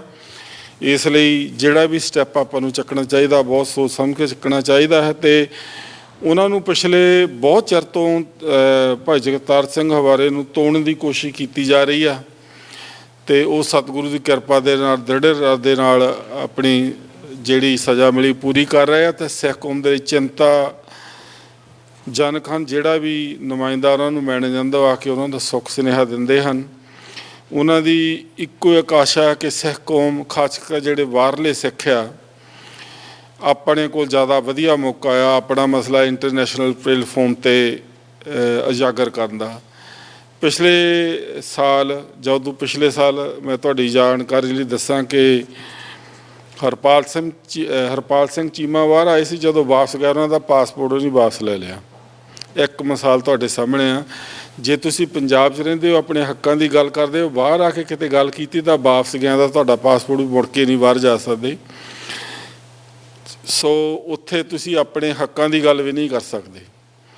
ਸੋ ਇਸ ਕਰਕੇ ਪੰਜਾਬ ਦੇ ਵਿੱਚ ਜਿਹੜੇ ਸਾਡੇ ਵੀਰ ਪਿਛਲੇ ਬਹੁਤ ਸਾਲਾਂ ਤੋਂ ਅੜੇ ਹੋਏ ਹਨ, ਜਾਂ ਜਿਹੜੇ ਸਿੱਖਾਂ ਦੀ ਚੜ੍ਹਦੀ ਕਲਾ ਲਈ, ਕੌਮ ਦੀ ਆਜ਼ਾਦੀ ਲਈ ਗੱਲ ਕਰਦੇ ਹਨ, ਉਹਨਾਂ ਦਾ ਅਸੀਂ ਧੰਨਵਾਦ ਕਰਦੇ। ਬੜਾ ਔਖਾ ਪੰਜਾਬ 'ਚ ਰਹਿ ਕੇ ਕੰਮ ਕਰਨਾ ਹੈ, ਆਪਾਂ ਨੂੰ ਰੈਕੋਗਨਾਈਜ਼ ਕਰਨਾ ਚਾਹੀਦਾ, ਪਰ ਆਪਾਂ ਨੂੰ ਬਾਹਰ ਔਖਾ ਨਹੀਂ। ਬਾਹਰ ਤਾਂ ਆਪਾਂ ਬੜੀ ਆਸਾਨੀ ਨਾਲ ਕਰ ਸਕਦੇ। ਇੱਥੇ ਕਾਨੂੰਨ ਹਨ, ਐਜ਼ ਲੌਂਗ ਆਪਾਂ ਕਾਨੂੰਨ ਦੇ ਵਿੱਚ ਰਹਿ ਕੇ ਕੰਮ ਕਰਦੇ, ਬਾਹਰ ਕੋਈ ਦਿੱਕਤ ਨਹੀਂ ਹੈ। ਭਾਈ ਜਗਤਾਰ ਸਿੰਘ ਹਵਾਰਾ ਅਤੇ ਦਿਨ ਜਿਹੜੀਆਂ ਉਹਨਾਂ ਨੂੰ ਮੁਸ਼ਕਿਲਾਂ ਦਾ ਸਾਹਮਣਾ ਕਰਨਾ ਪੈ ਰਿਹਾ ਹੈ, ਜਿਸ ਤਰ੍ਹਾਂ ਉਹਨਾਂ ਦੇ ਹੁਣ ਸਾਰੇ ਵਿਜ਼ਿਟ ਵੀ ਬੰਦ ਕਰ ਦਿੱਤੇ। ਉਹਨਾਂ ਦੀ ਮਾਤਾ ਤੋਂ ਬਿਨਾਂ ਹੁਣ ਅੱਜ ਕੱਲ੍ਹ ਕੋਈ ਉਹਨਾਂ ਨੂੰ ਹੋਰ ਵਿਜ਼ਿਟ ਨਹੀਂ ਕਰ ਸਕਦਾ। ਹੁਣ ਆਹ ਹਾਲਾਤ ਆ। ਸੋ ਇਸ ਕਰਕੇ ਆ ਕਿ ਕੋਈ ਕੌਮ ਦੀ ਗੱਲ ਕਰਦੇ ਆ, ਜਾਂ ਉਹਨਾਂ ਦੇ ਤਸ਼ੱਦਦ ਅੱਗੇ ਝੁਕੇ ਨਹੀਂ, ਜਾਂ ਉਹਨਾਂ ਨਾਲ ਕੰਪਰੋਮਾਈਜ਼ ਨਹੀਂ ਕਰਦੇ। ਅਤੇ ਜਿਹੜੇ ਮੇਰੇ ਵੀਰ ਵਿਚਰਦੇ ਹਨ, ਉਹ ਕਹਿੰਦੇ ਕਿ ਸਰਕਾਰ ਦੀ ਇੱਕੋ ਸ਼ਰਤ ਹੁੰਦੀ ਹੈ ਵੀ ਸਾਡੇ ਨਾਲ ਕੰਪਰੋਮਾਈਜ਼ ਕਰਕੇ ਚੱਲੋ, ਤਾਂ ਸਾਡੀ ਮਰਜ਼ੀ ਨਾਲ ਚੱਲੋ ਕਿੱਥੇ ਤੱਕ ਤੁਸੀਂ ਚੱਲਣਾ ਆ। ਸੋ ਜੇ ਉਹ ਤੋਂ ਬਾਹਰ ਜਾਣਾ ਤਾਂ ਫਿਰ ਤੁਹਾਨੂੰ ਉਹ ਉਸ ਕੈਟਾਗਰੀ 'ਚ ਪਾਉਂਦੇ ਆ ਜਿੱਥੇ ਤੁਹਾਨੂੰ ਸਾਰੀ ਜ਼ਿੰਦਗੀ ਜੇਲ੍ਹ 'ਚ ਕੱਟਣੀ ਪੈਂਦੀ ਆ। ਜਦ ਕਿ ਉੱਥੇ ਦੇ ਕਾਨੂੰਨ ਦੇ ਮੁਤਾਬਕ 14-15 ਸਾਲ ਲਾਈਫ ਇੰਪ੍ਰਿਜ਼ਨਮੈਂਟ ਹੁੰਦੀ ਆ। ਆਪਣੇ ਬੰਦਿਆਂ ਨੂੰ ਸਿੱਖਾਂ ਨੂੰ 25-25 ਸਾਲ ਹੋ ਗਏ, ਉਹ ਜੇਲ੍ਹਾਂ 'ਚ ਭੁਗਤ ਰਿਹਾ। ਤਾਂ ਉਹਨਾਂ ਦੇ ਵਿੱਚ ਲਿਖਿਆ ਕਿ ਸਾਰੀ ਉਮਰ ਉਹ ਜੇਲ੍ਹਾਂ 'ਚ ਹੀ ਰਹਿਣਗੇ, ਜਿਹੜੀ ਆਖਰੀ ਸਾਹ ਵੀ ਜੇਲ੍ਹ 'ਚ ਹੀ ਰਹਿਣਗੇ। ਸੋ ਇਹ ਆਪਣੇ ਨਾਲ ਇਸ ਕਰਕੇ ਹੋ ਰਿਹਾ ਕਿਉਂਕਿ ਆਪਾਂ ਮਿਨੋਰਿਟੀ ਵਿੱਚ ਆ, ਤਾਂ ਆਪਣੀ ਯੂਨਿਟੀ ਹੈ ਨਹੀਂ। ਬੜਾ ਮਾੜਾ ਸਮਾਂ ਹੈ ਆਪਣੇ ਲਈ, ਮੈਂ ਕਹਿ ਸਕਦਾ, ਕਿਉਂਕਿ ਆਪਣੀ ਦਿਨ ਜਿਹੜੀ ਯੂਨਿਟੀ ਆ ਉਹ ਟੁੱਟ ਰਹੀ ਆ, ਵੱਧ ਨਹੀਂ ਰਹੀ। ਸੋ ਇਹਦੇ ਲਈ ਆਪਾਂ ਨੂੰ ਸਾਰਿਆਂ ਨੂੰ ਯਤਨਸ਼ੀਲ ਹੋਣਾ ਚਾਹੀਦਾ। ਅਤੇ ਇਹਦੇ ਲਈ ਕੋਈ ਇੱਕ ਧਿਰ ਨਹੀਂ, ਆਪਾਂ ਸਾਰੇ ਥੋੜ੍ਹੇ ਜ਼ਿੰਮੇਵਾਰ ਹਾਂ। ਫਿਰ ਵੀ ਆਪਾਂ ਨੂੰ ਆਪਣੀ ਅੰਡਰਸਟੈਂਡਿੰਗ ਵਧਾਉਣੀ ਚਾਹੀਦੀ। ਕਿਉਂਕਿ ਬੁਲਾਰੇ ਬਹੁਤ ਆ। ਮੈਂ ਇੱਥੇ ਹੀ ਬੇਨਤੀ ਕਰਾਂ, ਉਹਨਾਂ ਦਾ ਜਿਹੜਾ ਮੈਸੇਜ ਆ ਪੜ੍ਹ ਕੇ ਸੁਣਾ ਦੇਵਾਂ। ਇਹ ਚਾਲ ਜੀ ਰਾਹੀਂ ਮੈਸੇਜ ਆਇਆ। ਅਕਾਲ ਤਖ਼ਤ ਸਾਹਿਬ ਜਥੇਦਾਰ ਜਗਤਾਰ ਸਿੰਘ ਹਵਾਰਾ ਦੇ ਵਕੀਲ ਐਡਵੋਕੇਟ ਅਮਰ ਸਿੰਘ ਚਾਹਲ ਵੱਲੋਂ ਕਾਨਫਰੰਸ ਨੂੰ ਖਾਸ ਸੰਦੇਸ਼। ਸ਼ਾਇਦ ਹਾਜ਼ਰ ਡੈਲੀਗੇਟਾਂ ਨੂੰ ਮਾਲੂਮ ਨਹੀਂ ਹੋਵੇਗਾ ਕਿ ਸਿੱਖ ਕੌਮ ਕਿਤਨੀ ਬੇਬਸੀ ਮਹਿਸੂਸ ਕਰਦੀ ਹੋਵੇਗੀ, ਜਿਸ ਦਾ ਹੋਮਲੈਂਡ ਪੰਜਾਬ ਭਾਰਤ ਪਾਕਿਸਤਾਨ ਦੇ ਸਿਰਫ ਮੈਦਾਨ ਜੰਗ ਹੀ ਨਹੀਂ ਬਲਕਿ ਆਧਾਨਿਕ ਜੰਗ ਦਾ ਵੀ ਮੁੱਖ ਸ਼ਿਕਾਰ ਹੋ ਸਕਦੀ ਹੈ। ਬੇਸ਼ੱਕ ਆਧੁਨਿਕ ਲੜਾਈ ਦਾ ਸਾਰੀ ਦੁਨੀਆ ਨੂੰ ਝੱਲਣਾ ਪਵੇਗਾ, ਫਿਰ ਵੀ ਅਸੀਂ ਇੱਥੇ ਬਾਹਰ ਬੈਠੇ ਸਿੱਖ ਮੁਸਲਮਾਨਾਂ ਅਤੇ ਈਸਾਈ ਭੈਣਾਂ ਭਰਾਵਾਂ ਦੇ ਤਹਿ ਦਿਲੋਂ ਧੰਨਵਾਦੀ ਹਾਂ, ਜਿਨ੍ਹਾਂ ਨੇ ਇਸ ਖਤਰੇ ਨੂੰ ਸਮਝ ਕੇ ਇਸ ਨੂੰ ਰੋਕਣ ਲਈ ਕਾਨਫਰੰਸ ਨੂੰ ਲੀਕ ਕੇ ਯੋਗ ਕਦਮ ਉਠਾਏ ਹਨ। ਪੰਜਾਬ ਅਤੇ ਖਾਸ ਕਰਕੇ ਸਿੱਖ ਕੌਮ ਦੀ ਬਦਕਿਸਮਤੀ ਹੈ ਕਿ ਇਸ ਨੂੰ ਵਾਰ-ਵਾਰ ਆਪਣੀ ਇਸ ਬੇਵਸੀ ਨੂੰ ਸਿੱਖ ਰਾਜ ਖੁੰਝ ਜਾਣ ਪਿੱਛੋਂ ਮਹਿਸੂਸ ਕਰਨਾ ਪੈ ਰਿਹਾ ਹੈ। ਜਲਿਆਂਵਾਲਾ ਬਾਗ, ਪੰਜਾਬ ਦਾ ਬਟਵਾਰਾ, ਖੂਨੀ 84 ਸਿਰਫ ਇਸ ਬੇਬਸੀ ਦੀਆਂ 3 ਇਤਿਹਾਸਕ ਮਿਸਾਲਾਂ ਹੀ ਹਨ। ਇਹਨਾਂ ਘੱਲੂਘਾਰਿਆਂ ਤੋਂ ਇਲਾਵਾ ਵੀ ਸਿੱਖ ਦੀ ਨਸਲਕੁਸ਼ੀ ਜਾਰੀ ਹੈ, ਲੇਕਿਨ ਆਧੁਨਿਕ ਜੰਗ ਦੌਰਾਨ ਸਾਰੇ ਦੇ ਸਾਰੇ ਵਜ਼ੀਰ ਪੰਜਾਬੀਆਂ ਦਾ ਸਫਾਇਆ ਸੰਭਵ ਹੈ। ਇਸ ਲਈ ਜਿੱਥੇ ਸਿੱਖਾਂ ਦਾ ਖੁਦ ਮੁਖਤਿਆਰੀ ਸੰਘਰਸ਼ ਹਮੇਸ਼ਾ ਜਾਰੀ ਰਿਹਾ ਹੈ, ਉੱਥੇ ਆਜ਼ਾਦ ਸਿੱਖ ਰਾਜ ਸਰਬੱਤ ਦੇ ਭਲੇ ਵਿੱਚ ਹੀ ਹੈ। ਜੋ ਆਧੁਨਿਕ ਜੰਗ ਤਾਂ ਕਿ ਮੈਦਾਨੀ ਜੰਗ ਨੂੰ ਵੀ ਰੋਕਣ ਦਾ ਆਧਾਰ ਬਣੇਗਾ। ਕੌਮਾਂਤਰੀ ਤਾਕਤਾਂ ਨੂੰ ਸਮੇਂ ਸਿਰ ਇਸ ਉਪਾਅ ਵੱਲ ਖਾਸ ਧਿਆਨ ਦੇਣਾ ਚਾਹੀਦਾ ਹੈ, ਵਰਨਾ ਮੋਦੀ ਵਰਗਾ ਭਾਰਤੀ ਪ੍ਰਧਾਨ ਮੰਤਰੀ ਹਮੇਸ਼ਾ ਹਿੰਦੂ ਰਾਸ਼ਟਰ ਬਣਾਉਣ ਦੀ ਤਾਂਘ ਵਿੱਚ ਤੋਪਾਂ ਚਲਾਉਣ ਲਈ ਆਪਣੇ ਬਿਆਨਾਂ ਮੁਤਾਬਕ ਹੀ ਦੀਵਾਲੀ ਤੱਕ ਵੀ ਉਡੀਕ ਨਹੀਂ ਕਰੇਗਾ। ਉਲਟ ਪਾਕਿਸਤਾਨ ਦੇ ਪ੍ਰਧਾਨ ਮੰਤਰੀ ਇਮਰਾਨ ਖਾਨ ਇਤਨੇ ਦਲੇਰ ਅਤੇ ਸੂਝਵਾਨ ਹੁੰਦੇ ਤਾਂ ਹਾਲਤ ਅੱਜ ਨਾਲੋਂ ਵੀ ਕਿਤੇ ਜ਼ਿਆਦਾ ਵਿਗੜ ਜਾਂਦੇ।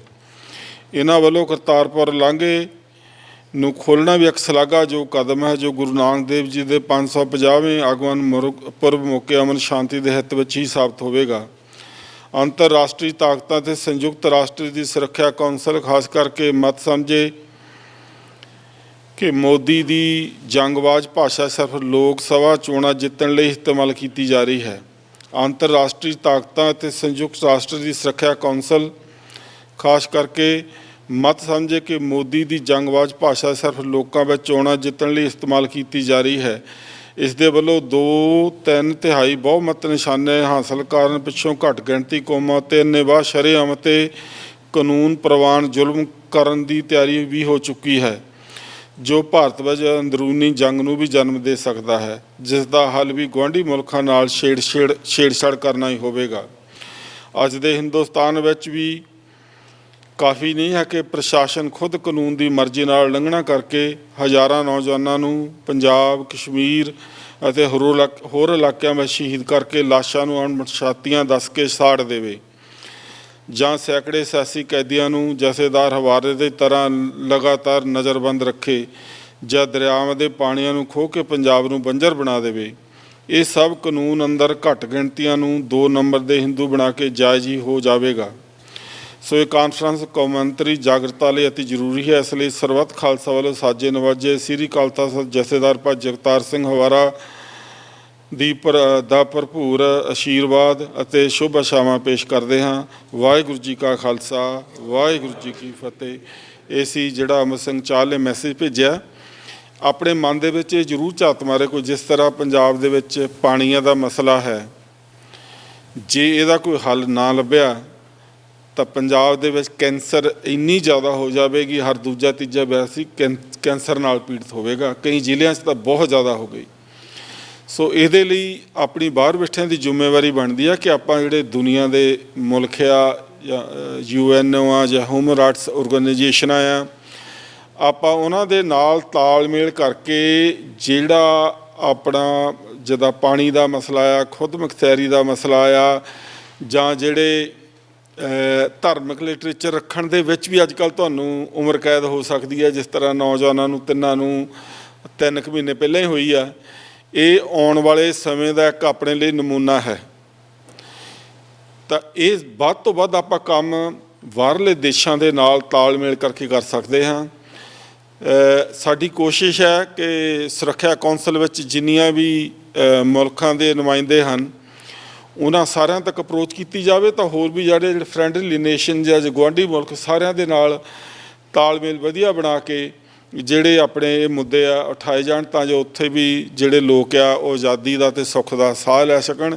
ਇਹ ਆਪਣੀ ਜ਼ਿੰਮੇਵਾਰੀ ਬਣਦੀ ਆ। ਅਤੇ ਇੱਕ ਮੇਰੀ ਬੇਨਤੀ ਆ, ਇਹ ਕੰਮ ਗੁਰਦੁਆਰਿਆਂ 'ਚੋਂ ਆਪਾਂ ਮਦਦ ਲੈ ਸਕਦੇ ਹਾਂ, ਆਪਣੀ ਗੱਲਬਾਤ ਕਰ ਸਕਦੇ, ਪਰ ਗੁਰਦੁਆਰਿਆਂ 'ਚੋਂ ਬਾਹਰ ਨਿਕਲ ਕੇ ਬਾਕੀ ਮੁਲਕਾਂ ਦੇ ਦਰਵਾਜ਼ੇ ਖੜਕਾਉਣੇ ਪੈਣੇ ਆ। UN ਦਾ ਦਰਵਾਜ਼ਾ ਖੜਕਾਉਣਾ ਪੈਣਾ। ਜਿਹੜਾ ਵੀ ਮੁਲਕ ਆਪਾਂ ਨੂੰ ਲੱਗਦਾ ਆਪਣੀ ਮਦਦ ਕਰ ਸਕਦਾ, ਆਪਾਂ ਨੂੰ ਕੋਸ਼ਿਸ਼ ਸਾਰਿਆਂ ਤੱਕ ਕਰਨੀ ਚਾਹੀਦੀ ਹੈ। ਪਰ ਜੋ ਕੋਈ ਹਾਂ ਪੱਖੀ ਗਾਰਾ ਦਿੰਦਾ ਉਹਨਾਂ ਦੇ ਨਾਲ ਆਪਾਂ ਨੂੰ ਤਾਲਮੇਲ ਕਰਕੇ ਆਪਣਾ ਜੋ ਮੁੱਦਾ ਹੈ ਦੁਨੀਆ ਦੇ ਪਲੇਟਫਾਰਮ ਤੇ ਆਉਣਾ ਚਾਹੀਦਾ। Good afternoon, everybody. My name's Phil Benyon, and I used to be a member of the European Parliament until 2014, and at that time I was the Liberal group's spokesperson on South Asia. Now, South Asia included everything but India, if you like. It was, we had Pakistan, Bangladesh, Sri Lanka, Nepal, Bhutan, Maldives, but India had its own delegation, so it was limited what I could do on the Sikh front, but I did quite a bit. Firstly, I'm going to speak a little bit about human rights. Now, I'm a member of Liberal International's Human Rights Committee, and in that respect, I've twice spoken at the United Nations. I'm given a brief what to speak on. One of them was calling for the release of Anwar Ibrahim in Malaysia when he was leader of the opposition. If you remember, he was imprisoned, he's now free. And the other one was actually on domestic violence in Russia. But when I was in the European Parliament, my focus was largely on Kashmir, to a lesser extent on the Sikhs, and also quite a lot on Bangladesh. But the whole region kept me busy because we also had the aftermath of the civil war in Sri Lanka. My main issues in Kashmir were the disappearances, the perpetual in-out of imprisonment of Yazid Malik, and also the use of by India of the death penalty, and in one or two situations without giving access to the families. So a lot of these issues were directly just human rights issues. With the Sikhs, I very much took up the case of Balwant Singh, who was threatened with the death penalty. We're not suggesting that he was not in any way a criminal, but the death penalty is something we absolutely abhor and oppose. And so I addressed a Sikh rally in Place Luxembourg in Belgium, and also marched at the head of a column of Sikhs in Wolverhampton calling for the Indian government to drop its threat of the death penalty against Balwant Singh. Now, when it comes to democracy and self-determination, my own view is that the right of voting, the right to organise, the right to take democratic control is as much a human right as these other human rights. And in that respect, I've managed to get that elevated for Liberal International, which is the global group of liberal parties, to one of its key aims. With the situation of self-determination for the Sikhs, my view is very, very clear. It's as long as they're clearly a recognisable group occupying a recognisable area of land.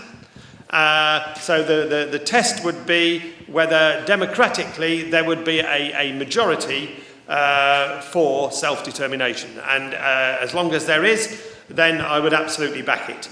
Now, we've had to deal with this within the Liberals in Europe because we had the situation in Spain, where we had the Basque and the Catalan nationalists inside the Liberal group, but also the most outspoken unionist party in Spain, through Ciudadanos, also in the same group. So we actually had to come up with some clear and rational solutions as to in what circumstances we would back self-determination, and that's what I've just given you.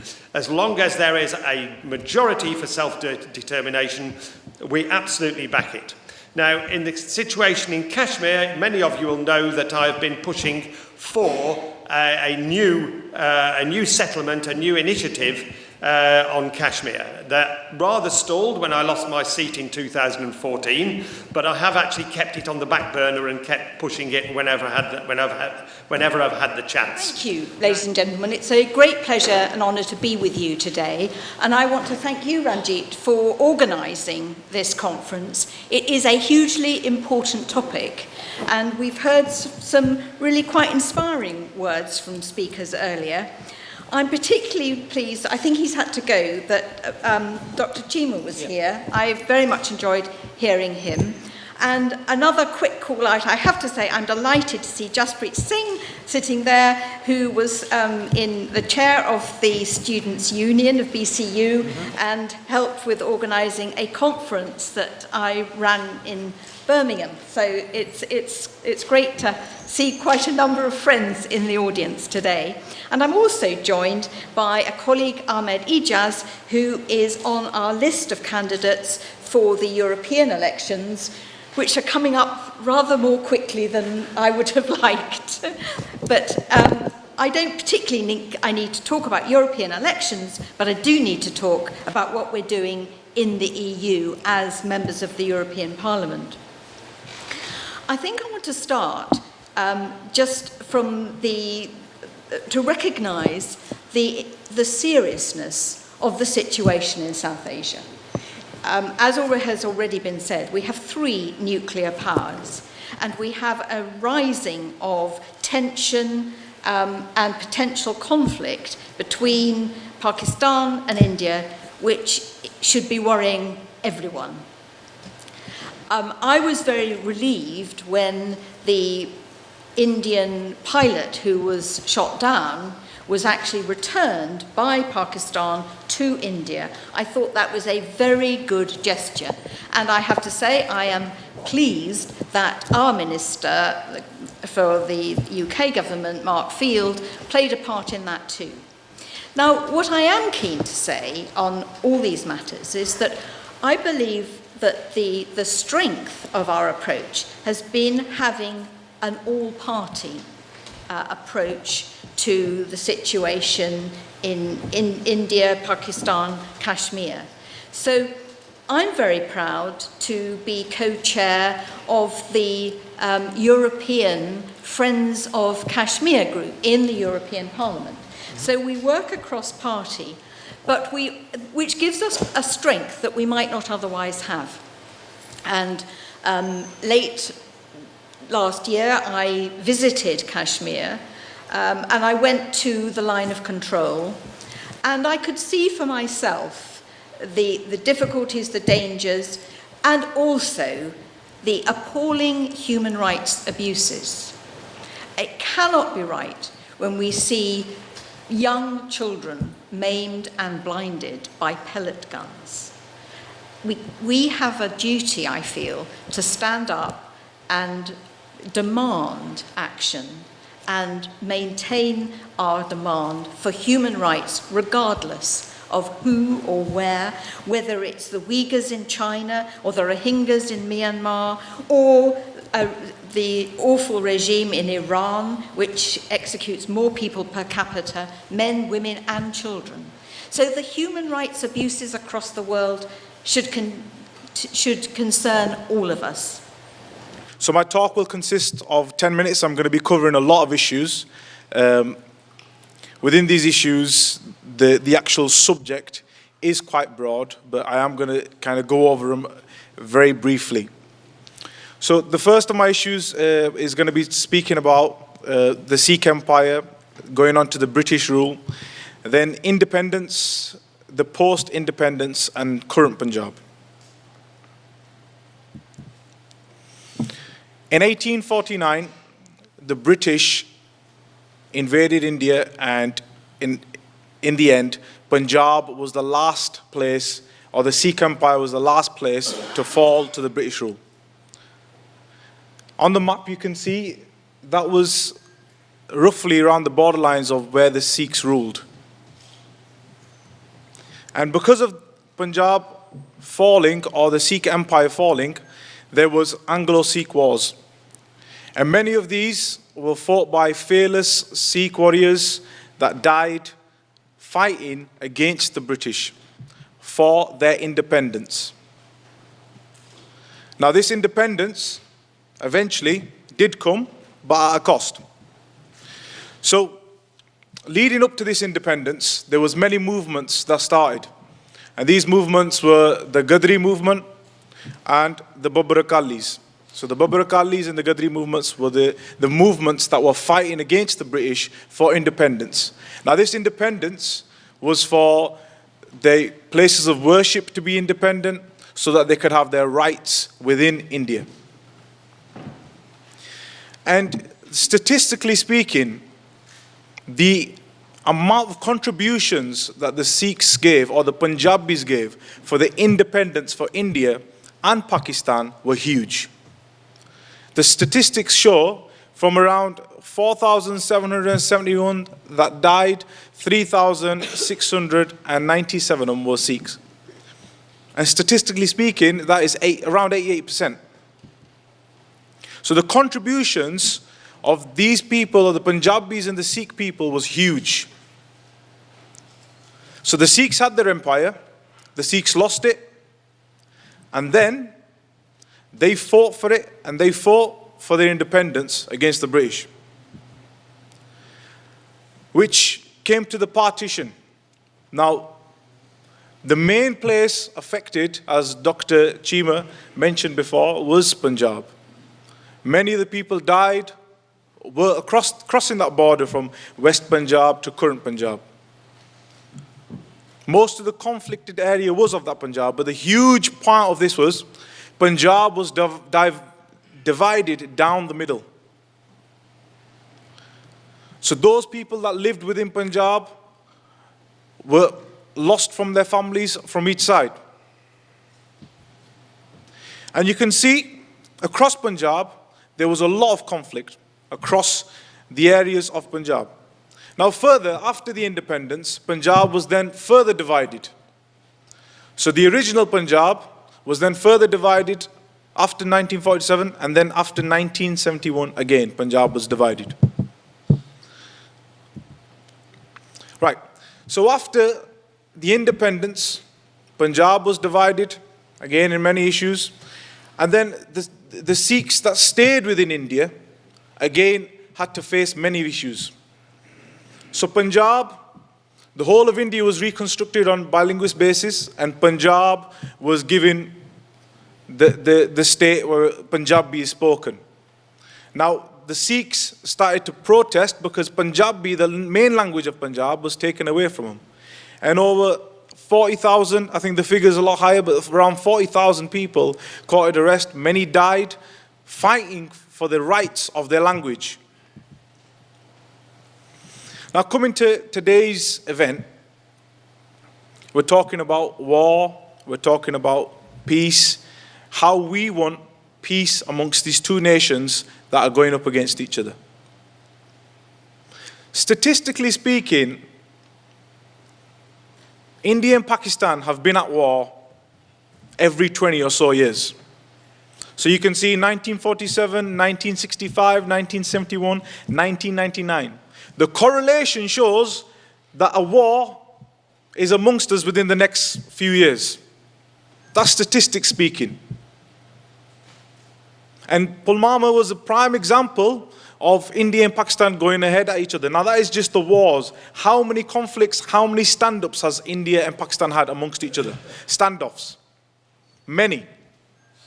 And those people living within Kashmir or living within Punjab are always on edge thinking, okay, when's war going to break out? When do we have to think about our livelihood? When do we have to move? When can we keep our family safe?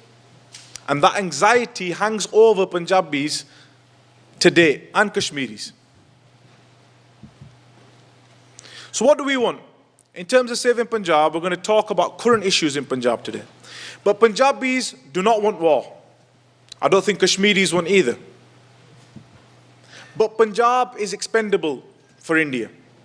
India does not care for Punjab, and we will prove that to you statistically today. Punjab is deliberately being targeted across many issues within India. And eventually, if Punjab was to go to war, it would be a great loss. Also for Kashmiris. Okay, so the 5 issues of current issues I'm going to talk to you today are a statistical analysis of what is going on currently in Punjab. So the first issue I'm going to talk about is drugs.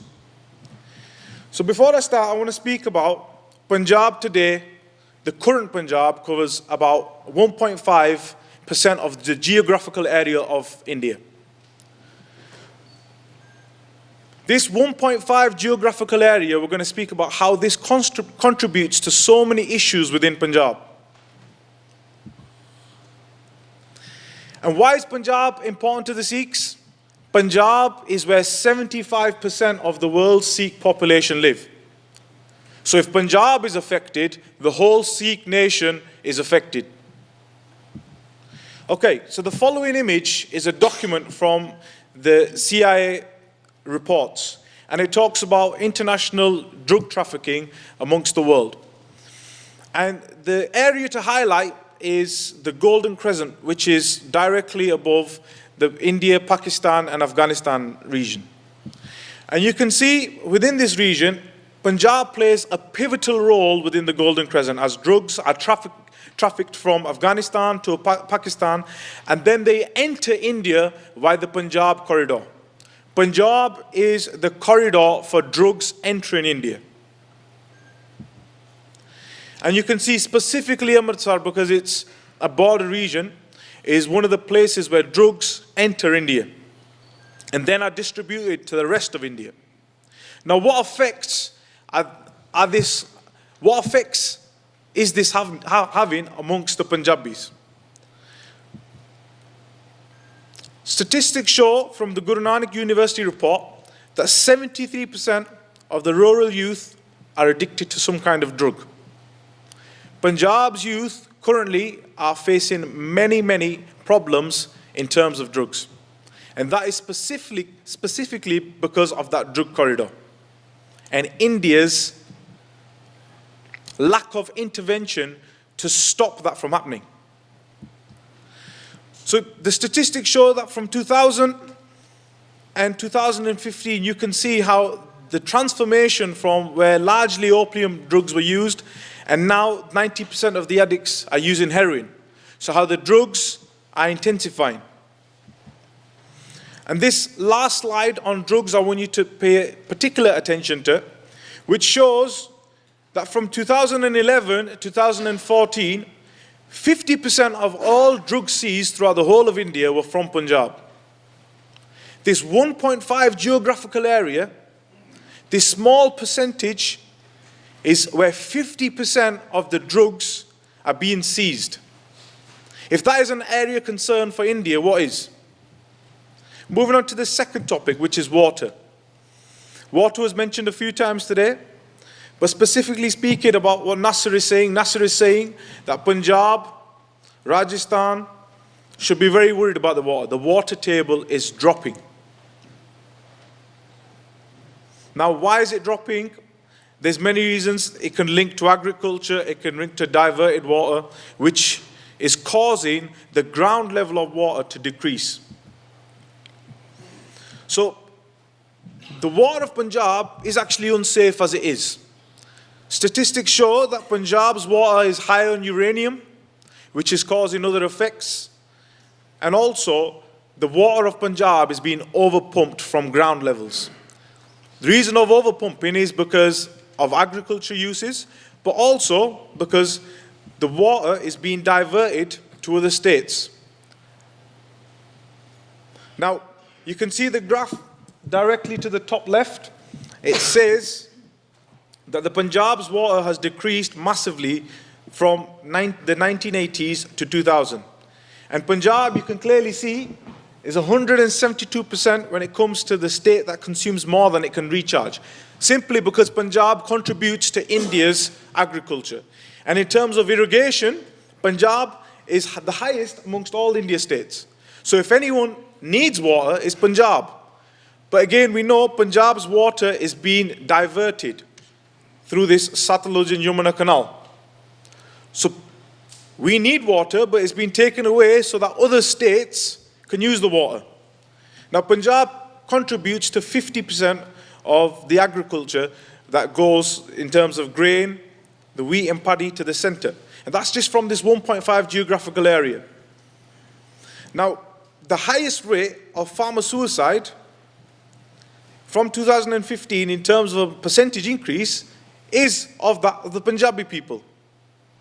this 1.5 geographical area is where most of these farmers are committing suicide. Now, speaking about pesticides, right. In 2018, the Punjab government banned over 20 pesticides that the World Health Organization had banned many years ago. They're deemed hazardous, and still Punjab's government is using them pesticides that have a direct link to cancer, have a direct link to infertility, impotency, and many other health problems. Which goes on to the topic of cancer. This picture image you see here is from the NBC News. And the NBC News saying is, Punjab is the capital cancer of India. Per population, there are more people suffering from cancer in Punjab than anywhere else.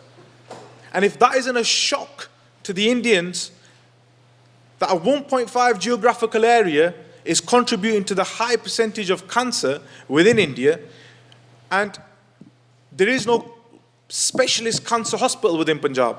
Some of you might have heard of the cancer train, where a train goes from Punjab to Rajasthan so people could be cured for cancer outside of the state. Whereas there's such a high population of cancer within India or within Punjab, and people are going elsewhere to be treated. And this has a direct link to the pesticides being used from studies, especially in the Malwa area. So just a point to think on there. Punjab, the Sikhs had Punjab. The Sikhs ruled. The Sikhs fought back from Punjab. They fought for the independence against the British. They were divided into two, then again divided again. And then now the 75% population of Sikhs within Punjab are suffering again from these issues. And then last of my topics of issues to speak to, I'm speaking very briefly upon these topics. These topics are quite complex in terms of the depth of them and understanding the overall problem. I'm basically touching upon these problems because I don't have the time here to speak in depth on them. But these problems are a lot more complex than we can see. Fertility amongst India. Now, the fertility amongst Kashmir and Punjab is a lot lower than any other states. And the reason for this is, one of the reasons is the 200,000 deaths that were because of the genocide over the last 35 years within Punjab. And that is causing a lot of post-dramatic stress. And you can see clearly that Punjab has a low fertility rate. If you look at the statistics of Punjab's fertility rate, it's absolutely low. Now, comparing the statistics of fertility to language was one of the correlations that was seen amongst the studies.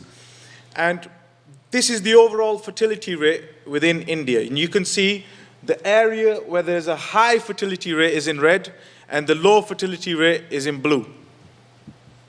Now, the fertility rate has a direct link to drug addictions, which is causing a lot of the Punjabis to have infertility.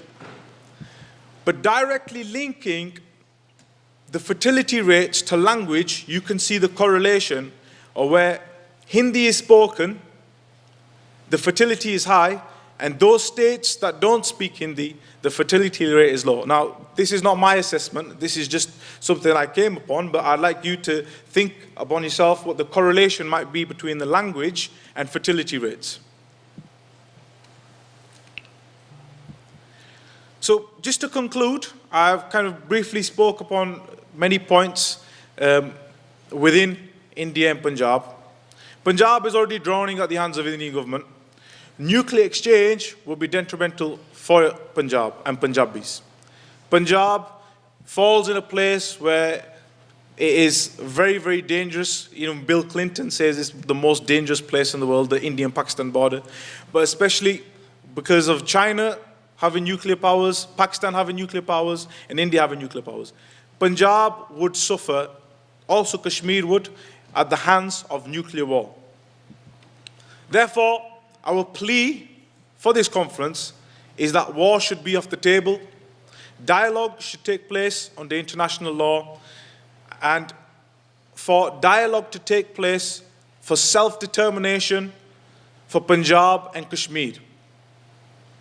Nobody wants war, everyone wants peace, but that dialogue needs to take place amongst India. India needs to realize that there is no other way. We don't want violence, we just want peace. And in terms of this, they need to recognize the international law and understand that the human rights of Punjabis are a priority and Kashmiris is a priority, and that these states that want to self-determinate, they should be given the chance to do so. Waheguru Ji Ka Khalsa, Waheguru Ji Ki Fateh. First of all, I would like to thank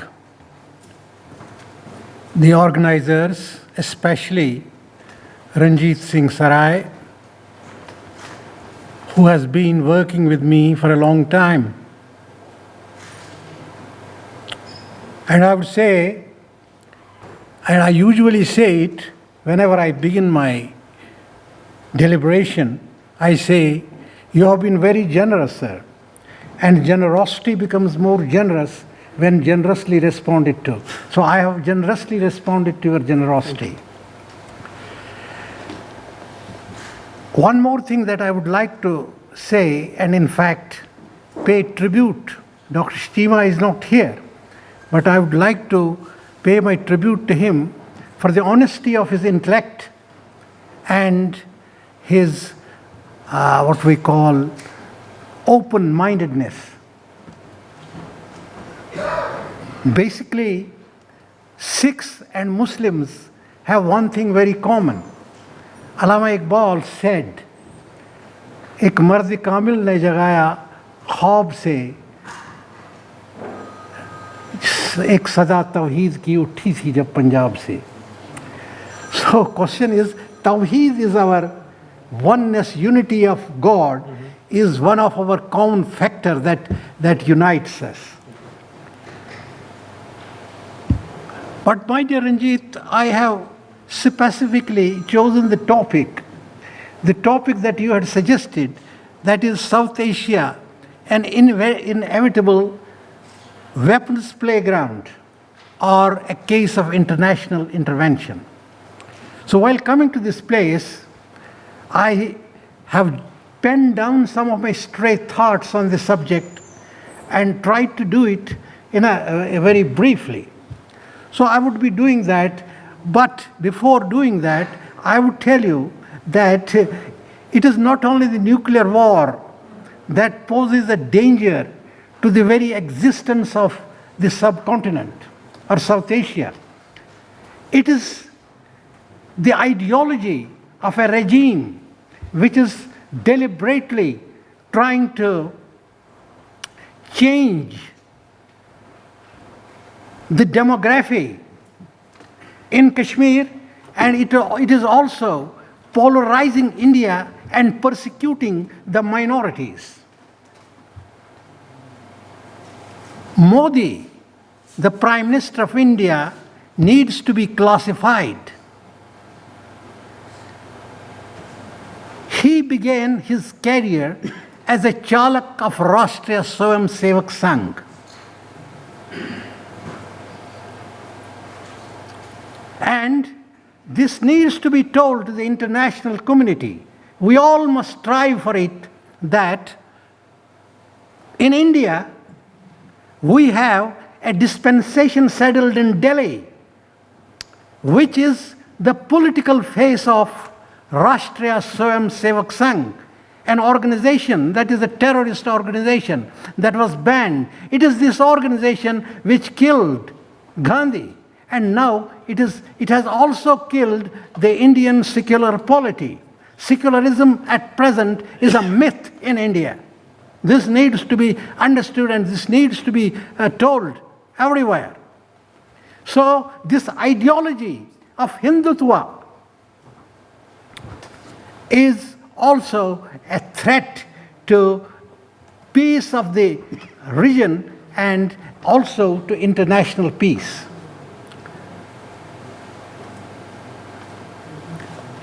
When I am referring to Prime Minister Modi, I am referring to the doctrine that he is following in the disputed state of Jammu and Kashmir.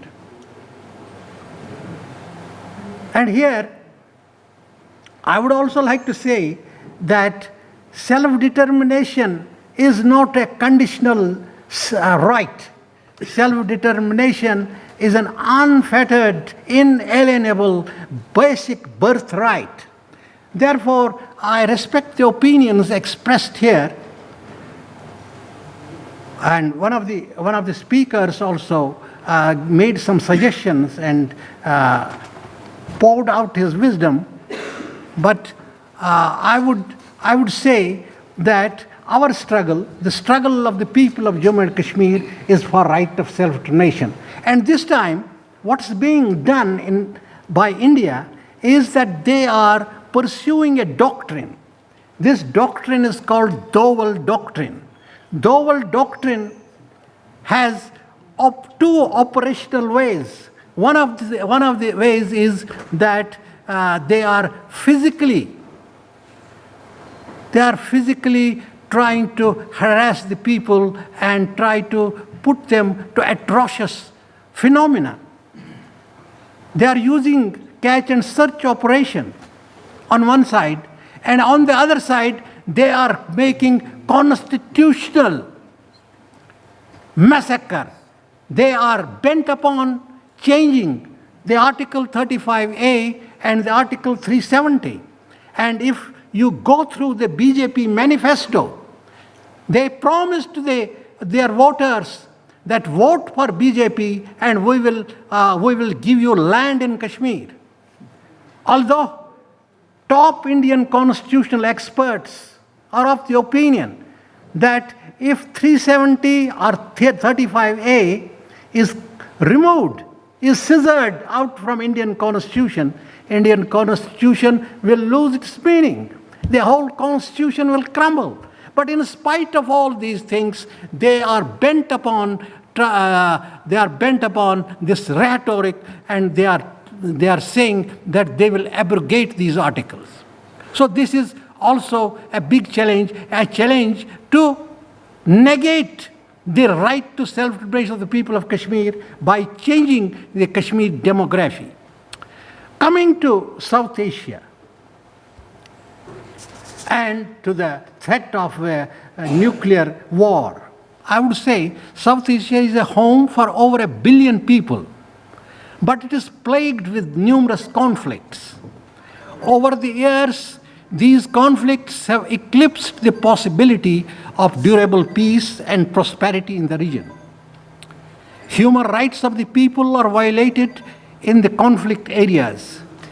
It is essential that the international community should intervene, and UN needs to play a proactive role by invoking the international human rights instruments and mechanisms. Thank you for giving me a...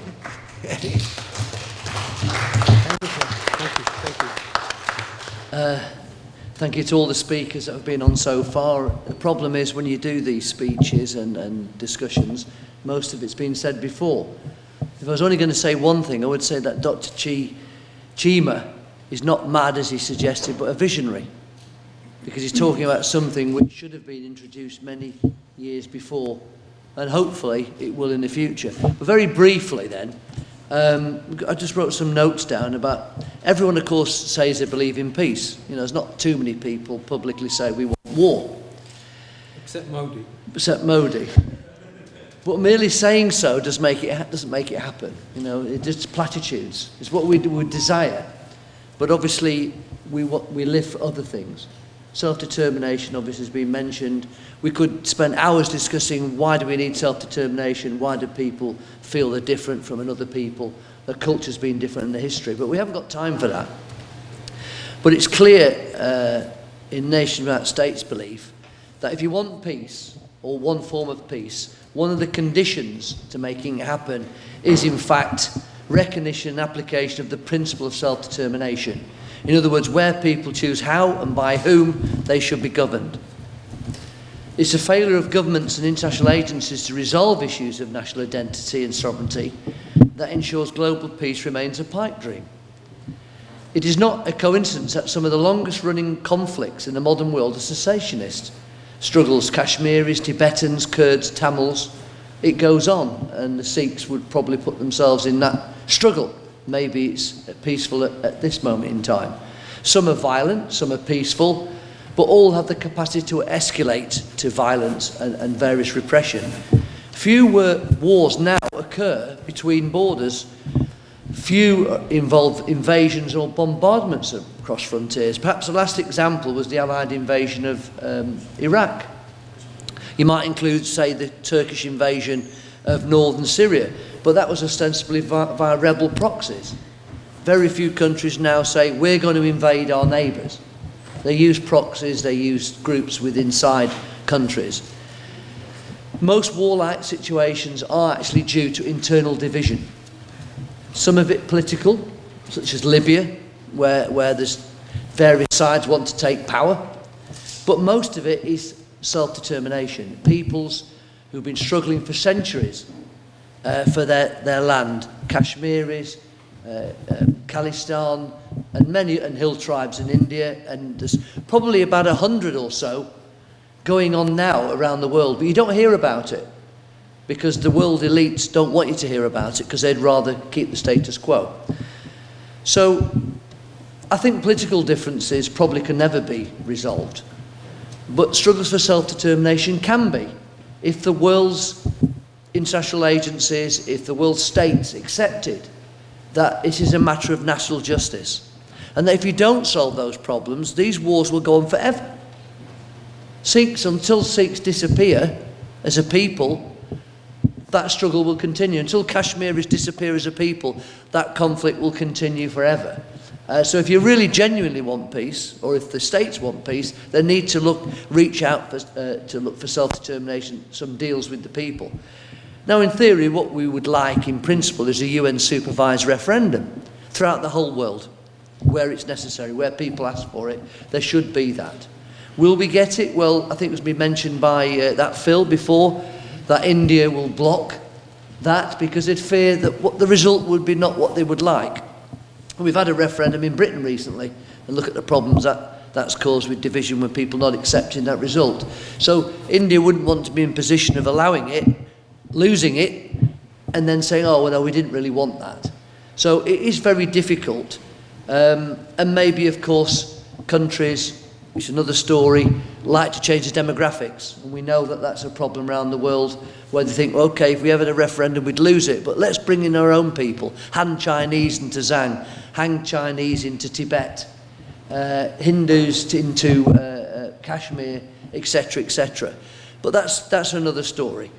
Very quickly, and that's not going away, we've mentioned before, been 4 wars at least, and many skirmishes between them, and it keeps continuing.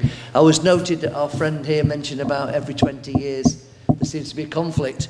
Well, there's lots of theories about destiny and things being repeated, and that may be the case, and sadly that we may be going down that line. But of course this conference was about where would the escalation stop? Would it go nuclear? Of course, the area is divided by religion in the period of a rise of religious fundamentalism. That's a problem.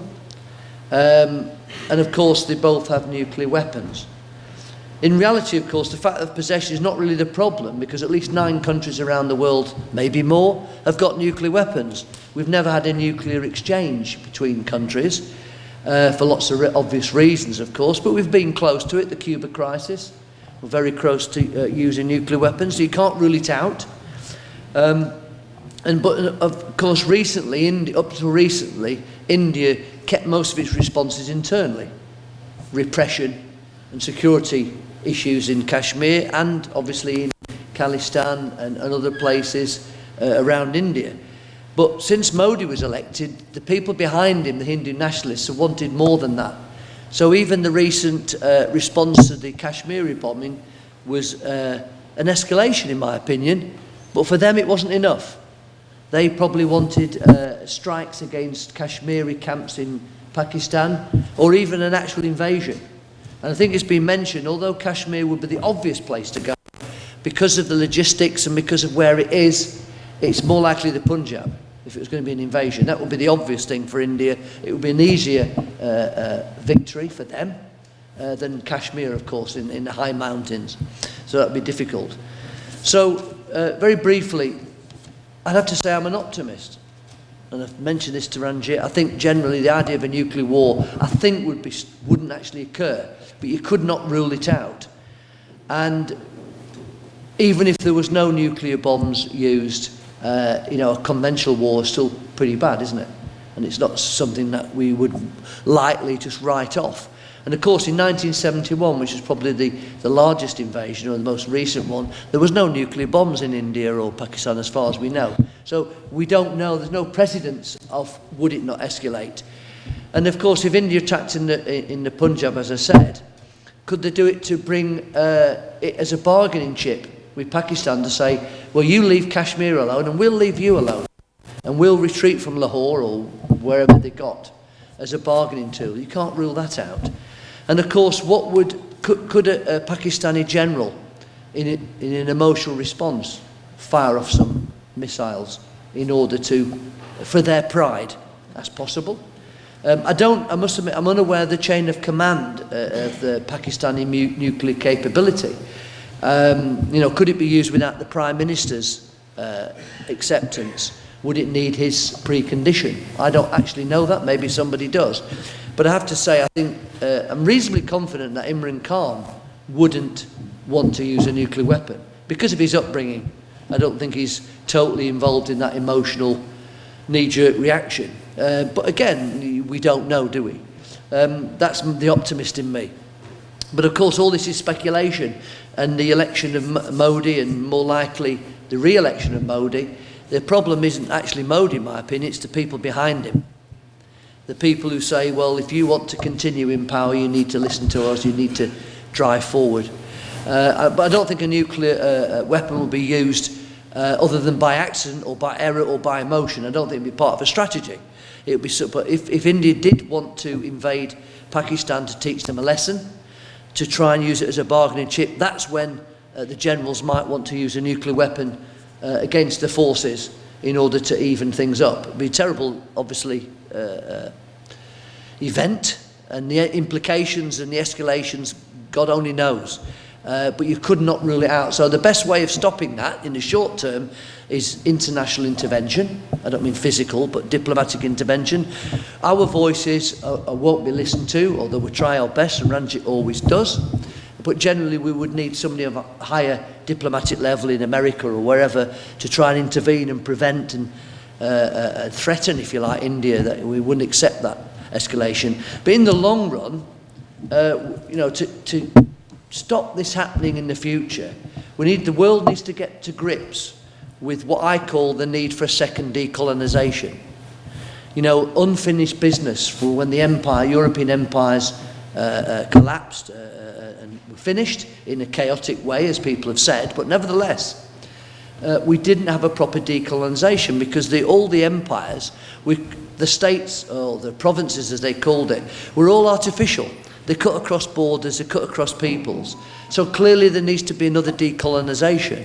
And until that happens, we're going to keep revisiting, and probably in this chamber over the next few years, talking about conflict which goes on time and time again. So Kashmir will never be solved. Khalistan and the Punjab will never be solved until there's a decolonisation, or at least, as Ranjit says, the opportunity for peoples around the world to choose their futures. And I feel sad at the fact that the Kashmiris and the Sikhs are not allowed that opportunity. So the Indians got their independence. I'm happy for that to have happened. But they didn't then extend that courtesy to other peoples that they held. And you're not the only one. And I know it's no real comfort to say that, but there is about 100 different struggles going on around the world, in Africa and in Asia, and even the Catalans in Spain, who genuinely believe that the only way you can get genuine peace and justice is to have the right to self-determination, whether that's assimilation, whether that's autonomy, or outright independence. And one day we need visionary leaders like Dr. Chima actually running countries then we may see change. Thank you. Bismillahirrahmanirrahim. Ladies and gentlemen, Assalamu alaikum. It's a great honor and privilege for me to speak in this conference. First of all, I would like to extend my gratitude to the organizer of this conference for organizing a successful conference. I'm going to be brief. We saw 2 months ago how both countries, India and Pakistan, were on the brink of war. India, under the leadership of Narendra Modi, was about to cross the confrontational threshold which could trigger a nuclear war between two countries. If it happened, it wouldn't affect the South Asia region. It could bring devastating consequences for all over the world. This I want to brief. I'll cut short. In that situation,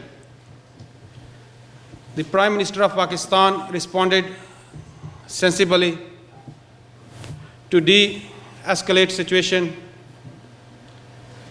and I will quote a few lines of his speech.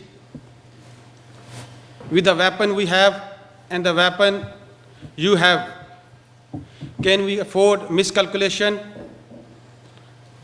We shouldn't think that if this escalates, what will it lead to?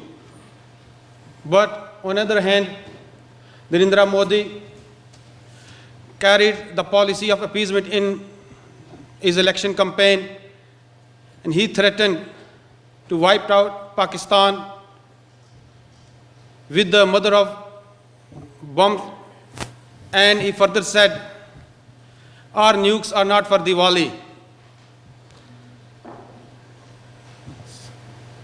Narendra Modi is a part of RSS, and RSS wrote in their literature in early 1930s, Hitler is our ideal leader. Second supreme leader of RSS idealized Holocaust and thought it to be an effective way to deal with minorities. I had an article which was published last week about how India is dealing with minorities, and it was reported by US. I will cut short my speech because I had lots of things to say, but I want to keep you got a long list. I agree with the statement of World Sikh Parliment. If war broke out between two countries, the battlefield will be Punjab. As you know that Punjab is one of the highly populated areas in the subcontinent. I appreciate the statement given by World Sikh Parliment. They said they will not become a part of Modi's madness for the war, and Sikh community will not participate in the war if it happens between India and Pakistan. We do appreciate it.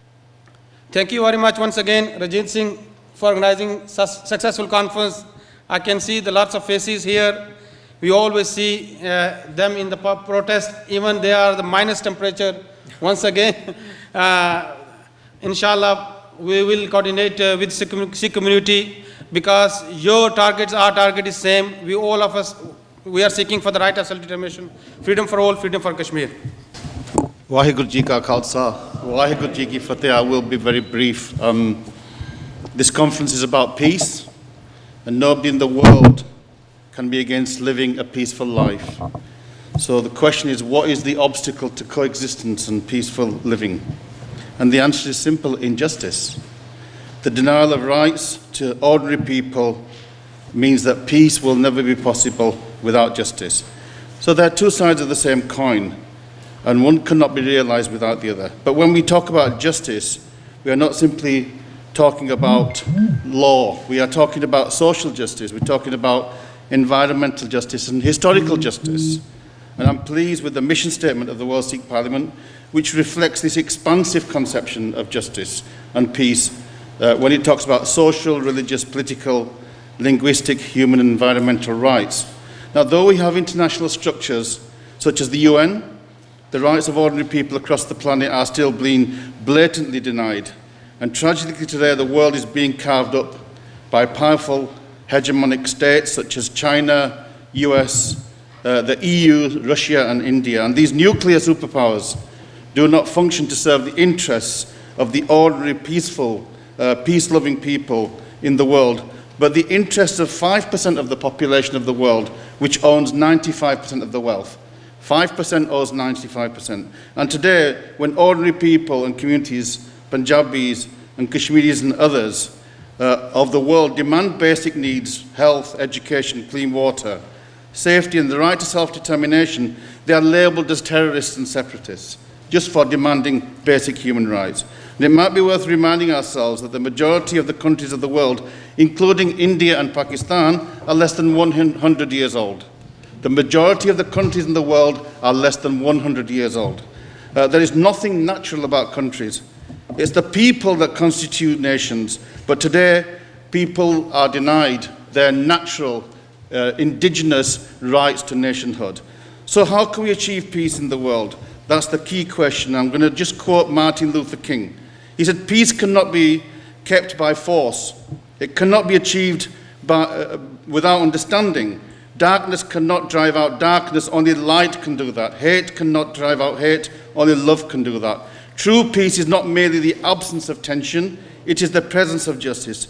And in today's meeting, specifically focusing on Punjab and Kashmir, we have been heard about John Speller and others and talk about the potentials for a nuclear catastrophe. But I would argue the fact that these two states are nuclear states actually makes conventional warfare even more possible in Punjab, because both of them know that they will not drop bombs near their borders, nuclear bombs, but they will happily fight proxy wars, as they have been doing since 1947.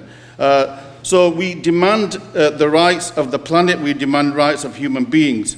We need to think about climate emergency, because Punjab, the 5 rivers, erosion of the rivers, erosion of the coasts, and the rising of sea levels themselves will be reasons for conflict, dramatic climate change. Across the world, from Trump in the US to Bolsonaro in Brazil, from Putin in Russia to Erdogan in Turkey, from Modi in India to Jinping in China, we are seeing the emergence of a politics of authoritarianism and fascism, where minorities and progressive people are being threatened. But tragically, trade seeks to always take precedence over human rights. So to conclude, I would say just 4 things. I would say we need to work for peace, and we need to work for love, and we need to join together. We say no to hatred. We say no to the destruction of the planet, and we say no to superstates. We say yes to self-determination, yes to Halemi Raj, where people can live a peaceful coexistence. Let us create Begumpara, where social divisions are eradicated and fear and sorrow is banished. And let us establish Nanak Raj, the true fortress built on the strongest foundations of universal human rights and dignity. Thank you very much. Vaheguru Ji Ka Khalsa, Vaheguru Ji Ki Fateh. For a very long time. I had quite a lot of things that I could have said, but everything else before me has already been said. So I'm going to say something a little bit controversial. Right to self-determination, we all want the same thing. We all want freedoms. We all want the chance to live the way that we want to live. Now, peace, the way peace comes, without any justice. Somebody mentioned that if you don't have justice, there is no peace. And peace, to bring peace, you also need the right to self-determination. What happens when love and lobbying and logic and intellect doesn't work? There are what the West or what India would call radicals that take up arms and ammunitions to address their qualms, to address their problems and to address their fundamental requests. And what concerns me is something that you mentioned, that you have so many people that are in Tihar jail. We have also in Kashmir, we have people that are suffering in Tihar jail in many other places. Kashmir is considered to be the Guantanamo Bay of Asia. What worries me is when peace and logic and words don't work, and you lock up people just for thinking or writing or speaking or going on the internet, eventually they become radicalized. I mean, I use this in inverted commas because it's a natural progression. The United Nations gives you the opportunity to use force when your homeland is being occupied, when you're being subjugated, oppressed, killed, murdered on a regular basis. But the problem is international language. Now, the reason I'm talking about armed conflict is because of language, of how we use different words. We recognize that Modi is a fantastic terrorist. You know, they consider Hitler, of all people, Hitler as their ideal. But let me tell you what the problem with Modi is. If Modi is in power or not, that should not worry you. Modi being in power is not a worry. The BJP is a problem. Because after Modi, if anybody is familiar with Indian politics, you know that you have Yogi Adityanath of UP, who said that you should take out the buried women and rape them. That's Yogi, this is the BJP second-rung leadership. Who's the third-rung leadership? Pragya Thakur, who unfortunately I share the same name with. Pragya Thakur, who is the Melagam, or one of the blast, she was convicted, and now she's running to become an MP. I mean, if anybody remembers, people used to laugh about Lalu Prasad Yadav. This guy is not only unpad and jahil, but he is also a convicted, most of the Indian politicians are convicted criminals. But now it's becoming, in those days the media was not as present as it was today.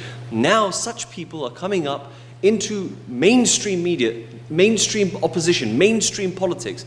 And what I would want to say is, in terms of, as conclusion, is that between the Khalistan or the Punjab movement and the Kashmiri movement, unification on a common agenda, and that common agenda is always going to be the same thing, right to self-determination. But at the same time, it is the elimination of right-wing supremacy that is prevalent in India, which is suppressing the movements of the minorities across the occupied territories of India. Thank you very much.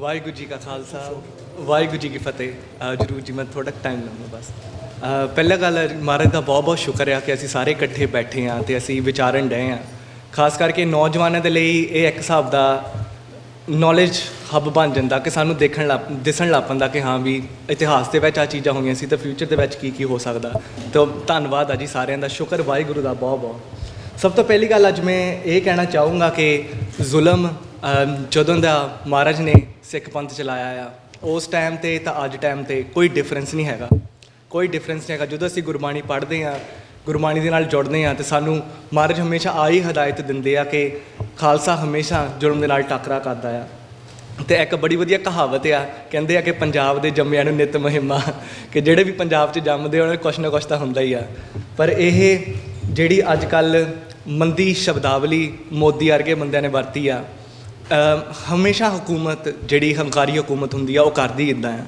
ਭਾਵੇਂ ਅੱਜ ਕੱਲ੍ਹ ਦਾ ਰਾਜ ਲਾ ਲਓ ਜਾਂ ਪਹਿਲਾਂ ਰਾਜ ਲਾ ਲਓ ਜਦੋਂ ਬੰਦੇ ਦਾ ਹੰਕਾਰ ਸਿਰ 'ਚ ਚੜ੍ਹ ਜਾਂਦਾ ਉਹ ਸਮਝਦਾ ਮੈਂ ਕੁਛ ਵੀ ਕਰ ਸਕਦਾ ਹਾਂ ਪਰ ਇਸ ਕਰਕੇ ਸਾਨੂੰ ਨੌਜਵਾਨਾਂ ਨੂੰ ਹੰਕਾਰੀ ਹਕੂਮਤਾਂ ਭਾਵੇਂ ਉਹ ਹਿੰਦੁਸਤਾਨ ਦੀ ਹਕੂਮਤ ਹੋਵੇ ਭਾਵੇਂ ਕੋਈ ਵੀ ਹਕੂਮਤ ਹੋਵੇ ਸਾਨੂੰ ਉਹ ਮੈਂਟੈਲਿਟੀ ਸਮਝਣ ਦੀ ਲੋੜ ਆ ਜਿਹੜੇ ਹਥਿਆਰ ਹਕੂਮਤਾਂ ਨੇ ਪਹਿਲਾਂ ਵੀ ਵਰਤੇ ਉਹ ਅੱਜ ਵੀ ਵਰਤਣ ਡਈਆਂ ਆ ਜਿੱਦਾਂ ਕਹਿ ਲਓ ਕਿਸੇ ਨੂੰ ਚੱਕ ਲੈਣਾ ਘਰੋਂ ਲਾਪਤਾ ਕਰ ਦੇਣਾ ਪਹਿਲਾਂ ਵੀ ਸਰਕਾਰਾਂ ਕਰਦੇ ਰਹੀਆਂ ਅੱਜ ਦੀਆਂ ਵੀ ਕਰਦੀਆਂ ਆ ਅਤੇ ਚੰਗਿਆਂ ਨੂੰ ਬਦਨਾਮ ਕਰਨਾ ਬਰਤਾਨਵੀ ਸਰਕਾਰ ਨੇ ਜਿੱਦਾਂ ਮਹਾਰਾਣੀ ਜਿੰਦ ਕੌਰ ਨੂੰ ਬਦਨਾਮ ਕੀਤਾ ਸੀ ਖਾਲਸਾ ਰਾਜ ਦੇ ਟਾਈਮ ਸਿੱਖਾਂ ਦੇ ਸਿਰਾਂ ਦੇ ਮੁੱਲ ਪਾਉਣੇ ਮੁਗਲ ਰਾਜ ਦੇ ਵਿੱਚ ਵੀ ਪਏ ਅੱਜ ਵੀ ਪੈ ਰਹੇ ਆ ਹਿੰਦੁਸਤਾਨ ਦੀ ਸਰਕਾਰ ਪਾ ਰਹੀ ਆ ਕਿ ਅਸੀਂ ਸਮਝੀਏ ਕਿ ਇਹ ਕਿਹੜੇ ਕਿਹੜੇ ਟੂਲ ਬਣਾਉਂਦੇ ਆ ਅਤੇ ਕਿਤੇ ਕਦੋਂ ਵਰਤਦੇ ਆ ਇਹ ਬਹੁਤ ਸਾਨੂੰ ਜ਼ਰੂਰਤ ਆ ਅਤੇ ਇੱਕ ਵਾਰੀ ਬੜੀ ਇੰਟਰਸਟਿੰਗ ਗੱਲ 2 ਦਿਨ ਪਹਿਲਾਂ ਮੈਂ ਕਿਸੇ ਨਾਲ ਗੱਲ ਕਰਦਾ ਪਿਆ ਸੀਗਾ ਅਤੇ ਅਸੀਂ ਸਮੇਂ ਬਾਰੇ ਗੱਲ ਕਰਨ ਡਏ ਸੀਗੇ ਅਤੇ ਸ਼ੁਕਰ ਵਾਹਿਗੁਰੂ ਦਾ ਅਤੇ ਮੈਂ ਉਹਨੂੰ ਕਿਹਾ ਕਿ ਅਸੀਂ ਗੁਰਸਿੱਖ ਹਾਂ ਨਾ ਅਸੀਂ ਅਕਾਲ 'ਚ ਬਲੀਵ ਕਰਦੇ ਹਾਂ ਅਤੇ ਮੈਨੂੰ ਮਸਕੀਨ ਜੀ ਦੀ ਤੁਕ ਯਾਦ ਆਈ ਮਸਕੀਨ ਜੀ ਕਹਿੰਦੇ ਕਿ ਅਸੀਂ ਅਤੀਤ ਦੇ ਵਿੱਚ ਜਿਹੜਾ ਹੋਇਆ ਪਹਿਲਾਂ ਜੋ ਕੁਛ ਹੋਇਆ ਉਹਦੇ ਬਾਰੇ ਅਸੀਂ ਸੋਚ ਕੇ ਅਸੀਂ ਜਿੱਦਾਂ ਕਹਿ ਲਓ ਪਛਤਾਵਾ ਕਰਦੇ ਰਹਿੰਦੇ ਹਾਂ ਜਾਂ ਅਸੀਂ ਫਿਊਚਰ ਬਾਰੇ ਸੋਚ ਕੇ ਅਸੀਂ ਚਿੰਤਿਤ ਹੁੰਦੇ ਰਹਿੰਦੇ ਹਾਂ ਪਰ ਸ਼ੁਕਰ ਕਰਦਾ ਵਾਹਿਗੁਰੂ ਜੀ ਦਾ ਮਹਾਰਾਜ ਨੇ ਸਾਨੂੰ ਕਿਹਾ ਕਿ ਜਿਹੜਾ ਪ੍ਰੈਜ਼ੈਂਟ ਆ ਆਪਾਂ ਉਹਦੇ ਵਿੱਚ ਕੀ ਕਰੀਏ ਮਹਾਰਾਜ ਕਹਿੰਦੇ ਕਿ ਜਿੱਦਾਂ ਸ਼ੇਖ ਫਰੀਦ ਜੀ ਵੀ ਕਹਿੰਦੇ ਆਜ ਮਲਾਮਾ ਸ਼ੇਖ ਫਰੀਦ ਮੈਨੂੰ ਮਾਫ਼ ਕਰੇ ਮੈਨੂੰ ਅੱਗੇ ਗੁਰਬਾਣੀ ਦੀ ਤੁਕ ਭੁੱਲ ਗਈ ਕਿ ਅੱਜ ਹੀ ਆ ਸਾਰਾ ਕੁਛ ਕਿ ਅਸੀਂ ਅੱਜ ਦੇ ਵਿੱਚ ਰਹਿ ਕੇ ਚੈਲੰਜ ਕਰੀਏ ਅਤੇ ਖਾਸ ਕਰਕੇ ਗੁਰਸਿੱਖ ਨੈਰੇਟਿਵ ਆ ਜਿਹੜੇ ਉਹ ਬਾਹਰਲੀਆਂ ਸੰਸਥਾਵਾਂ ਦੇ ਵਿੱਚ ਜਾ ਕੇ ਸਾਨੂੰ ਸਿਰਫ ਬੋਲਣ ਦੀ ਲੋੜ ਆ। ਮਹਾਰਾਜ ਨੇ ਕਦੀ ਕਦੀ ਮੈਂ ਆਪਣੇ ਆਪ ਨਹੀਂ ਸਮਝਦਾ ਹੁੰਦਾ ਕਿ ਮੇਰੇ ਵਰਗੇ ਨੂੰ ਅਕਲ ਨਹੀਂ ਹੈਗੀ, ਮੈਂ ਆਪਣੇ ਗੁਰੂ ਨੂੰ ਸਮਝ ਨਹੀਂ ਸਕਦਾ। ਅਸੀਂ ਜਦੋਂ ਜਾ ਕੇ ਬੋਲਦੇ ਹਾਂ ਅਤੇ ਮਹਾਰਾਜ ਦੀ ਗੁਰਬਾਣੀ 'ਚ ਇੰਨਾ ਸਾਰਾ ਕੁਛ ਆ ਕਿ ਅਸੀਂ ਹੋਰਾਂ ਨੂੰ ਵੀ ਜਿੱਦਾਂ ਕਹਿ ਲਓ ਖੜੇ ਕਰ ਸਕਦੇ ਹਾਂ। ਅਤੇ ਆਹੀ ਅਖੀਰ 'ਤੇ ਮੈਂ ਬਸ ਆਹੀ ਗੱਲ ਕਹਿਣਾ ਚਾਹੂੰਗਾ ਕਿ ਜੋ ਮੈਂ ਦੇਖਿਆ ਕਸ਼ਮੀਰੀ ਭਾਈਆਂ ਦਾ ਹੁੰਦਾ, ਹਿੰਦੁਸਤਾਨ ਦੀ ਹਕੂਮਤ ਨੇ ਜਿਹੜਾ ਔਰਕੈਸਟਰੇਟ ਕੀਤਾ ਸੀਗਾ, ਬਹੁਤ ਮਾੜਾ ਆ, ਇੱਦਾਂ ਨਹੀਂ ਹੋਣਾ ਚਾਹੀਦਾ। ਅਤੇ ਜਦੋਂ ਮੈਂ ਦੇਖਿਆ ਜਦੋਂ ਉਹਨਾਂ ਨੂੰ ਜ਼ਲੀਲ ਕਰਦੇ ਪਏ ਸੀਗੇ, ਸਾਰੇ ਪਾਸੇ ਵੀਡੀਓ ਪਹੁੰਚਣ ਡੀਆਂ ਸੀ, ਮੇਰੇ ਮਨ ਨੂੰ ਵੀ ਜਦੋਂ ਮੇਰਾ ਹਿਰਦਾ ਬਲੂੰਦਰਿਆ ਗਿਆ, ਬੜਾ ਦੁੱਖ ਹੋਇਆ ਕਿ ਮੇਰੇ ਬਜ਼ੁਰਗ 84 ਦੇ ਵਿੱਚ ਵੀ ਇਹੀ ਸਰਕਾਰ ਨੇ ਇੱਦਾਂ ਕੀਤਾ ਸੀ, ਹੋਰਾਂ ਨਾਲ ਵੀ ਇੱਦਾਂ ਕੀਤਾ ਸੀ, ਬੜਾ ਦੁੱਖ ਹੋਇਆ। ਅਤੇ ਅਖੀਰ ਦੇ ਵਿੱਚ ਮੈਂ ਆਹੀ ਗੱਲ ਕਹਿਣਾ ਚਾਹੂੰਗਾ ਕਿ ਮਹਾਰਾਜ ਦੀ ਕਿਰਪਾ ਦੇ ਨਾਲ ਸਾਨੂੰ ਨੌਜਵਾਨਾਂ ਨੂੰ ਮਿਹਨਤ ਕਰਨੀ ਪੈਣੀ ਆ ਅਤੇ ਖਾਲਿਸਤਾਨ ਦੇ ਟੀਚੇ ਵੱਲ ਸਾਨੂੰ ਵਧਣਾ ਪੈਣਾ ਆ। ਜੇ ਖਾਲਿਸਤਾਨ ਮਹਾਰਾਜ ਦੀ ਕਿਰਪਾ ਨਾਲ ਅਸੀਂ ਬਣਾਉਂਗੇ ਵੀ, ਇਹਨਾਂ ਦੋਵਾਂ ਹੰਕਾਰੀ ਹਕੂਮਤਾਂ ਦੇ ਵਿੱਚ ਇੱਕ ਬਫਰ ਸਟੇਟ ਬਣੂਗੀ ਜਿਹੜੀ ਇਹਨਾਂ ਦੋਵਾਂ ਨੂੰ ਅਕਲ ਦਊਗੀ। ਹੁਣ ਜਿਹੜਾ ਹੰਕਾਰ ਇਹਨਾਂ ਸਿਰ 'ਤੇ ਚੜ੍ਹਨ ਡਿਆ, ਮਹਾਰਾਜ ਦੀ ਕਿਰਪਾ ਨਾਲ ਸਾਰਾ ਅਸੀਂ ਤਹਿਸ ਨਹਿਸ ਕਰ ਸਕਦੇ ਹਾਂ। ਅਤੇ ਉਹੀ ਕਹਿਣਾ ਚਾਹੂੰਗਾ, ਖਾਲਿਸਤਾਨ ਮਹਾਰਾਜ ਦੀ ਕਿਰਪਾ ਨਾਲ ਅਸੀਂ ਗੁਰਬਾਣੀ ਨੂੰ ਜੜ੍ਹਾਂ ਦੀ ਜਿੱਦਾਂ ਕਹਿ ਲਓ ਜੜ੍ਹਾਂ 'ਚ ਰੱਖ ਕੇ ਉਹ ਖਾਲਿਸਤਾਨ ਜਿੱਥੇ ਨਿਮਾਣੇ ਨਿਤਾਣੇ ਨੀਵੀਆਂ ਜਾਤਾਂ ਵਾਲੇ ਜਾਂ ਕੋਈ ਵੀ ਜਿਹੜਾ ਆਪਣੇ ਆਪ ਨੂੰ ਅਨਸੇਫ ਫੀਲ ਕਰਦਾ ਕਿਸੇ ਵੀ ਦੁਨੀਆ ਦੇ ਭਾਗ ਦੇ ਵਿੱਚ ਉੱਥੇ ਆ ਕੇ ਰਹੂਗਾ ਅਤੇ ਅਸੀਂ ਉਹਨਾਂ ਨੂੰ ਅਹਿਸਾਸ ਕਰਾ ਸਕਾਂਗੇ ਅਕਾਲ ਪੁਰਖ ਦਾ ਰਾਜ ਆ। ਅਤੇ ਅਸੀਂ ਇਹ ਅਹਿਸਾਸ ਕਰਾ ਦਈਏ ਕਿ ਹਾਂਜੀ ਸਾਰਿਆਂ ਦੇ ਵਿੱਚ ਅਕਾਲ ਪੁਰਖ ਆਪ ਵਾਸਤੇ ਆ। ਮੇਰੇ ਕੋਲ ਬਹੁਤ ਭੁੱਲਾਂ ਹੋਣਗੀਆਂ ਪਰ ਮੈਨੂੰ ਖਿਮਾ ਕਰਨੀ ਜੀ। ਅਤੇ ਮੈਂ ਹੁਣ ਸਟੇਟਮੈਂਟ ਪੜ੍ਹਨਾ ਚਾਹੂੰਗਾ ਜੀ ਜਗਰੂਪ ਸਿੰਘ ਜੀ ਦੇ ਵੱਲੋਂ, ਆਲ ਇੰਡੀਆ ਸਿੱਖ ਸਟੂਡੈਂਟ ਫੈਡਰੇਸ਼ਨ, ਅਤੇ ਉਹਨਾਂ ਨੇ ਅੱਜ ਜੋ ਸੱਦਾ ਘੱਲਿਆ ਆ। ਪਿਆਰੇ ਕਾਨਫਰੰਸ ਡੈਲੀਗੇਟੋ, ਆਪ ਜੀ ਸ਼ਾਇਦ ਜਾਣਦੇ ਹੀ ਹੋਵੋਗੇ ਕਿ ਆਲ India Sikh student federation Punjab ਦੇ ਬਟਵਾਰੇ ਤੋਂ ਕੁਝ ਕੁ ਸਾਲ ਪਹਿਲਾਂ ਹੀ ਹੋਂਦ ਵਿੱਚ ਆਈ ਸੀ ਅਤੇ ਇਸ ਤੋਂ ਪਹਿਲਾਂ ਮਤਿਆਂ ਵਿੱਚੋਂ ਬਟਵਾਰੇ ਸਮੇਂ ਆਜ਼ਾਦ ਸਿੱਖ ਰਾਜ ਲਈ ਇੱਕ ਖਾਸ ਮਤਾ ਪ੍ਰਵਾਨ ਵੀ ਕੀਤਾ ਸੀ। ਆਪ ਜੀ ਸ਼ਾਇਦ ਹੀ ਇਹ ਵੀ ਜਾਣਦੇ ਹੋਵੋਗੇ ਕਿ ਪਾਕਿਸਤਾਨ ਦੇ ਕਾਇਦੇ ਆਜ਼ਮ ਮੁਹੰਮਦ ਅਲੀ ਜਿਨ੍ਹਾਂ ਦੀ ਪੇਸ਼ਕਸ਼ ਉੱਤੇ ਇਸ ਦੇ ਮੁੱਢਲੇ ਪ੍ਰਧਾਨ ਅਤੇ ਜਨਰਲ ਸਕੱਤਰ ਨੇ ਆਜ਼ਾਦ ਸਿੱਖ ਰਾਜ ਦੇ ਮੁੱਦੇ 'ਤੇ ਜਿਨ੍ਹਾਂ ਅਤੇ ਮਾਸਟਰ ਤਾਰਾ ਸਿੰਘ ਨਾਲ ਕਾਨਫਰੰਸ ਦਾ ਵੀ ਇੰਤਜ਼ਾਮ ਕੀਤਾ ਸੀ, ਜਿਸ ਮੌਕੇ ਸ਼੍ਰੋਮਣੀ ਅਕਾਲੀ ਦਲ ਦੇ ਪ੍ਰਧਾਨ ਇਤਿਹਾਸਕ ਬੁਜ਼ਦਿਲੀ ਵਿਖਾ ਕੇ ਪਿਛਲੇ ਦਰਵਾਜ਼ੇ ਰਾਹੀਂ ਪਹਿਲਾਂ ਹੀ ਰਵਾਨਾ ਹੋ ਗਏ ਸਨ। ਸ਼ਾਇਦ ਉਸ ਵੇਲੇ ਖਾਲਿਸਤਾਨ ਬਣ ਜਾਂਦਾ ਤਾਂ ਪੰਜਾਬ ਦੇ ਲੋਕਾਂ ਨੂੰ ਬਟਵਾਰੇ ਤੋਂ ਇਲਾਵਾ 3 ਵਾਰ ਹਿੰਦ ਪਾਕ ਜੰਗਾਂ ਦਾ ਸੰਤਾਪ ਹੰਢਾਉਣਾ ਪੈਂਦਾ ਅਤੇ ਨਾ ਹੀ ਅੱਜ ਪਰਮਾਣੂ ਸਰਬਨਾਸ਼ੀ ਦਾ ਖਤਰਾ ਹੁੰਦਾ। ਅਫਸੋਸ ਇਹ ਹੈ ਕਿ ਸ਼੍ਰੋਮਣੀ ਅਕਾਲੀ ਦਲ ਦੀ ਲੀਡਰਾਂ ਨੇ ਬਾਰ-ਬਾਰ ਇਤਿਹਾਸਕ ਮੌਕਿਆਂ 'ਤੇ ਪਿਛਲੇ ਦਰਵਾਜ਼ਿਆਂ ਰਾਹੀਂ ਭੱਜਣ ਦੀ ਕੋਸ਼ਿਸ਼ ਕੀਤੀ, ਚਾਹੇ ਉਹ ਚੰਡੀਗੜ੍ਹ ਲਈ ਮਰਨ ਵਰਤ ਰੱਖ ਕੇ ਜਾਂ ਪੰਜਾਬ ਲਈ ਅਕਾਲ ਤਖਤ ਤੋਂ ਧਰਮ ਯੁੱਧ ਮੋਰਚਾ ਆਰੰਭ ਕਰਕੇ ਸਿਰਫ ਟਕਸਾਲੀ ਜਾਂ ਸਿੱਖ ਆਵਾਮ ਪੰਥ ਦੀ ਖਾਤਰ ਆਪਣੀ ਜਾਨ ਦੀ ਕੁਰਬਾਨੀ ਲੱਖਾਂ ਦੀ ਤਾਦਾਦ ਵਿੱਚ ਦਿੰਦੇ ਆਏ ਹਨ। ਇਸ ਲਈ ਵਰਤਮਾਨ ਲੋਕ ਸਭਾ ਚੋਣਾਂ ਵਿੱਚ ਆਲ ਇੰਡੀਆ ਸਿੱਖ ਸਟੂਡੈਂਟ ਫੈਡਰੇਸ਼ਨ ਟਕਸਾਲੀ ਅਕਾਲੀ ਦਲ ਜਾਂ ਹੋਰ ਪੰਥਕ ਉਮੀਦਵਾਰਾਂ ਦੀ ਹੀ ਹਿਮਾਇਤ ਕਰ ਰਿਹਾ ਹੈ, ਭਾਵੇਂ ਪੰਜਾਬੀਆਂ ਲਈ ਲੋਕ ਸਭਾ ਦੀਆਂ ਚੋਣਾਂ UK ਵਿੱਚ ਆਉਣ ਵਾਲੇ ਯੂਰਪੀਆਂ ਚੋਣਾਂ ਨਾਲੋਂ ਵੀ ਜ਼ਿਆਦਾ ਫਜ਼ੂਲ ਕਿਉਂ ਨਾ ਹਮੇਸ਼ਾ ਸਾਬਤ ਹੋਈਆਂ ਹੋਣ। ਕਦੇ ਕਦੇ ਇਤਨਾ ਹੀ ਬਹੁਤ ਹੁੰਦਾ ਹੈ ਕਿ ਬਾਦਲਕਿਆਂ ਵਰਗਿਆਂ ਬੁਜ਼ਦਿਲਾਂ ਨੂੰ ਨਾ ਮੁੜ ਕੇ ਆਉਣ ਦਿੱਤਾ ਜਾਵੇ ਔਰ ਫਿਰ ਬੇਅੰਤੇ ਵਰਗੇ ਬੁੱਚੜਾਂ ਨੂੰ ਨਸਲਕੁਸ਼ੀ ਢਾਉਣ ਦਾ ਨਾ ਮੌਕਾ ਦਿੱਤਾ ਜਾਵੇ, ਕਿਉਂਕਿ ਰਵਾਇਤੀ ਅਕਾਲੀਆਂ ਦਾ ਭਾਈਵਾਲ ਨਰਿੰਦਰ ਮੋਦੀ ਦੇ ਹੁਣ ਮੁੜ ਕੇ ਪ੍ਰਧਾਨ ਮੰਤਰੀ ਬਣਨ ਨਾਲ ਪੰਜਾਬੀਆਂ ਦਾ ਕਾਂਗਰਸੀ ਗਾਂਧੀ ਨਹਿਰੂ ਖਾਨਦਾਨ ਦੇ ਬਰਾਬਰ ਦਾ ਨੁਕਸਾਨ ਹੀ ਹੋਣ ਵਾਲਾ ਹੈ। ਅਖੀਰਲਾ ਪੈਰਾ ਆ ਜੀ, ਜੰਮੂ ਕਸ਼ਮੀਰ ਅਤੇ ਬਾਕੀ ਹਿੰਦੁਸਤਾਨ ਵਿੱਚ ਕਸ਼ਮੀਰੀ ਵਿਦਿਆਰਥੀਆਂ ਨੂੰ ਹਿੰਦੂਤਵੀ ਭੀੜਾਂ ਵੱਲੋਂ ਨਿਸ਼ਾਨਾ ਬਣਾਉਣ ਮੋਦੀ ਦੀ ਹੀ ਦੇਣ ਹੈ। ਇਸ ਦਾ ਵਿਰੋਧ ਵੀ ਸਿੱਖਾਂ ਨੇ ਜ਼ਬਰਦਸਤ ਤਰੀਕੇ ਨਾਲ ਕੀਤਾ ਹੈ। ਇਸ ਤਰ੍ਹਾਂ ਦੀ ਭੀੜ ਨੇ ਹੀ ਸਿੱਖ ਵਿਦਿਆਰਥੀਆਂ ਉੱਤੇ ਬਿਦਰਕਾਂਡ ਵਰਗੇ ਹਮਲੇ ਕਈ ਦਹਾਕੇ ਪਹਿਲਾਂ ਹੀ ਢਾਏ ਸੀ। ਇਹ ਨਾ ਹੋਵੇ ਕਿ ਕੁਝ ਹੋਰ ਦਹਾਕਿਆਂ ਤੱਕ ਆਪਾਂ ਇਹ ਅਜਿਹੇ ਜ਼ੁਲਮਾਂ ਨੂੰ ਸਹਾਰ ਦੇ ਰਹੀਏ। ਆਪਸੀ ਤਾਲਮੇਲ ਅਤੇ ਖੁਦਮੁਖਤਿਆਰੀ ਦੇ ਸੰਕਲਪ ਰਾਹੀਂ ਹੀ ਹਿੰਦੂਤਵੀ ਸਮਾਜ ਰਾਜ ਦਾ ਸਾਹਮਣਾ ਹੋ ਸਕਦਾ ਹੈ, ਜਿਸ ਲਈ ਅੱਜ ਦੀ ਕਾਨਫਰੰਸ ਇਹ ਮਿਸਾਲ ਹੈ, ਜਿਸ ਨੂੰ ਉਲੀਕਣ ਲਈ ਵਿਸ਼ਵ ਸਿੱਖ ਸੰਸਦ ਅਤੇ ਕੌਂਸਲ ਆਫ ਖਾਲਿਸਤਾਨ ਵਧਾਈ ਦੇ ਪਾਤਰ ਹਨ। ਖਾਲਿਸਤਾਨ ਜਿੰਦਾਬਾਦ। Jagroop Singh, convener all India Sikh student federation. ਮੈਂ ਉਹਨਾਂ ਦਾ ਬਹੁਤ ਬਹੁਤ ਧੰਨਵਾਦੀ ਹਾਂ ਕਿ ਉਹਨਾਂ ਨੇ ਆਪਣਾ ਇਹ ਸੱਦਾ ਘੱਲਿਆ ਅਤੇ ਖਾਸ ਕਰਕੇ ਨੌਜਵਾਨਾਂ ਨੂੰ ਇੱਕ ਸਮਝਣ ਟਾਈਮ ਆ ਅਸੀਂ ਗੁਰੂ ਨਾਲ ਜੁੜੀਏ ਅਤੇ ਤਿਆਰ ਹੋਈਏ ਆਉਣ ਵਾਲੇ ਸਮੇਂ ਦੇ ਲਈ। ਭੁੱਲਾ ਚੁੱਕਾ ਦੀ ਖਿਮਾ ਜੀ। ਵਾਹਿਗੁਰੂ ਜੀ ਕਾ ਖਾਲਸਾ, ਵਾਹਿਗੁਰੂ ਜੀ ਕੀ ਫਤਿਹ। Polish community, they are all very tied to their homeland, to their respective homelands, and they keep track on what is happening back home.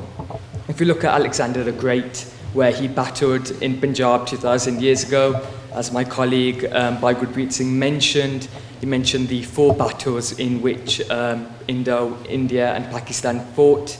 If we look at 1971, the Battle of Lahore, quite a famous battle, was fought on the Punjab frontier, and that same land where Alexander the Great fought, similarly Indo and Pakistan tanks also fought on that particular frontier, and a lot of bloodshed was caught. 5 years later, Shri Harmandir Sahib was attacked and the army siege occurred. The Sikh nation is a major stakeholder in the current peace problems in the region, and no power should have the right to conduct war in the Sikh homeland. As right of our self-determination, we should have a right to speak out on problems occurring in the Punjab, and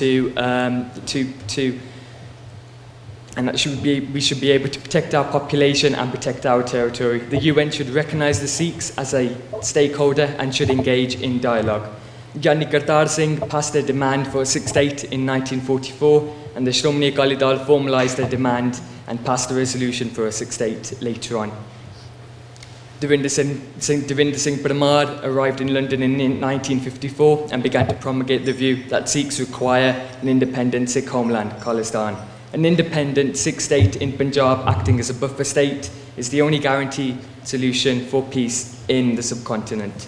The Sikh and Kashmiri self-determination struggles must be addressed as part of the conflict resolution so that we can truly bring peace to the subcontinent. The late Lieutenant General Jagjit Singh Arora in December 1990 was quoted as saying, "A fear psychosis has gripped the state. Such a state like the present comes but rarely in human affairs. However, its force can blind all and everyone. Let us challenge the darkness and collectively we will establish light."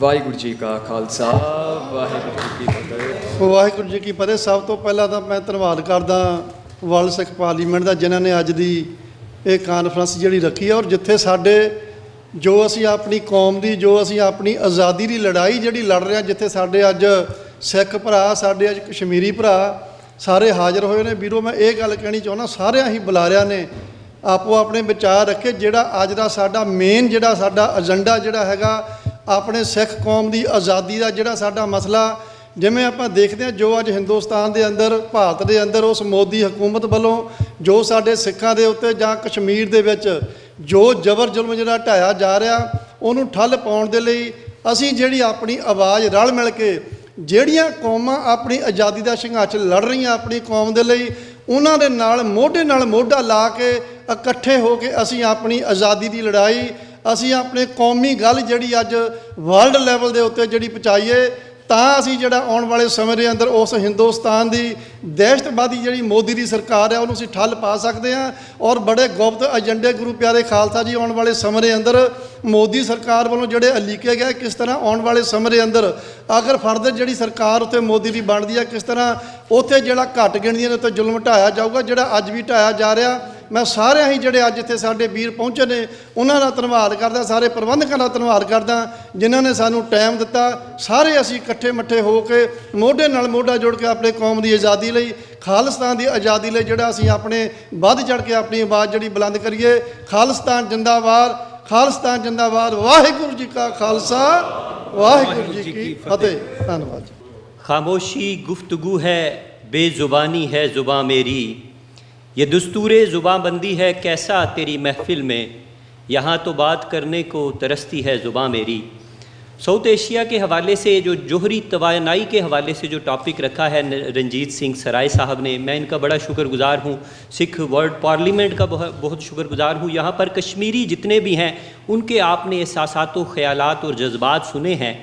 جو nuclear atomic energy ہے south Asia کی، جب ہم بات کرتے ہیں south Asia کے اندر 8 countries جو ہیں انوالو ہیں، جو کسی نہ کسی طرح وہاں پہ افیکٹ ہو رہے ہیں اس نیوکلر پاور کی وجہ سے.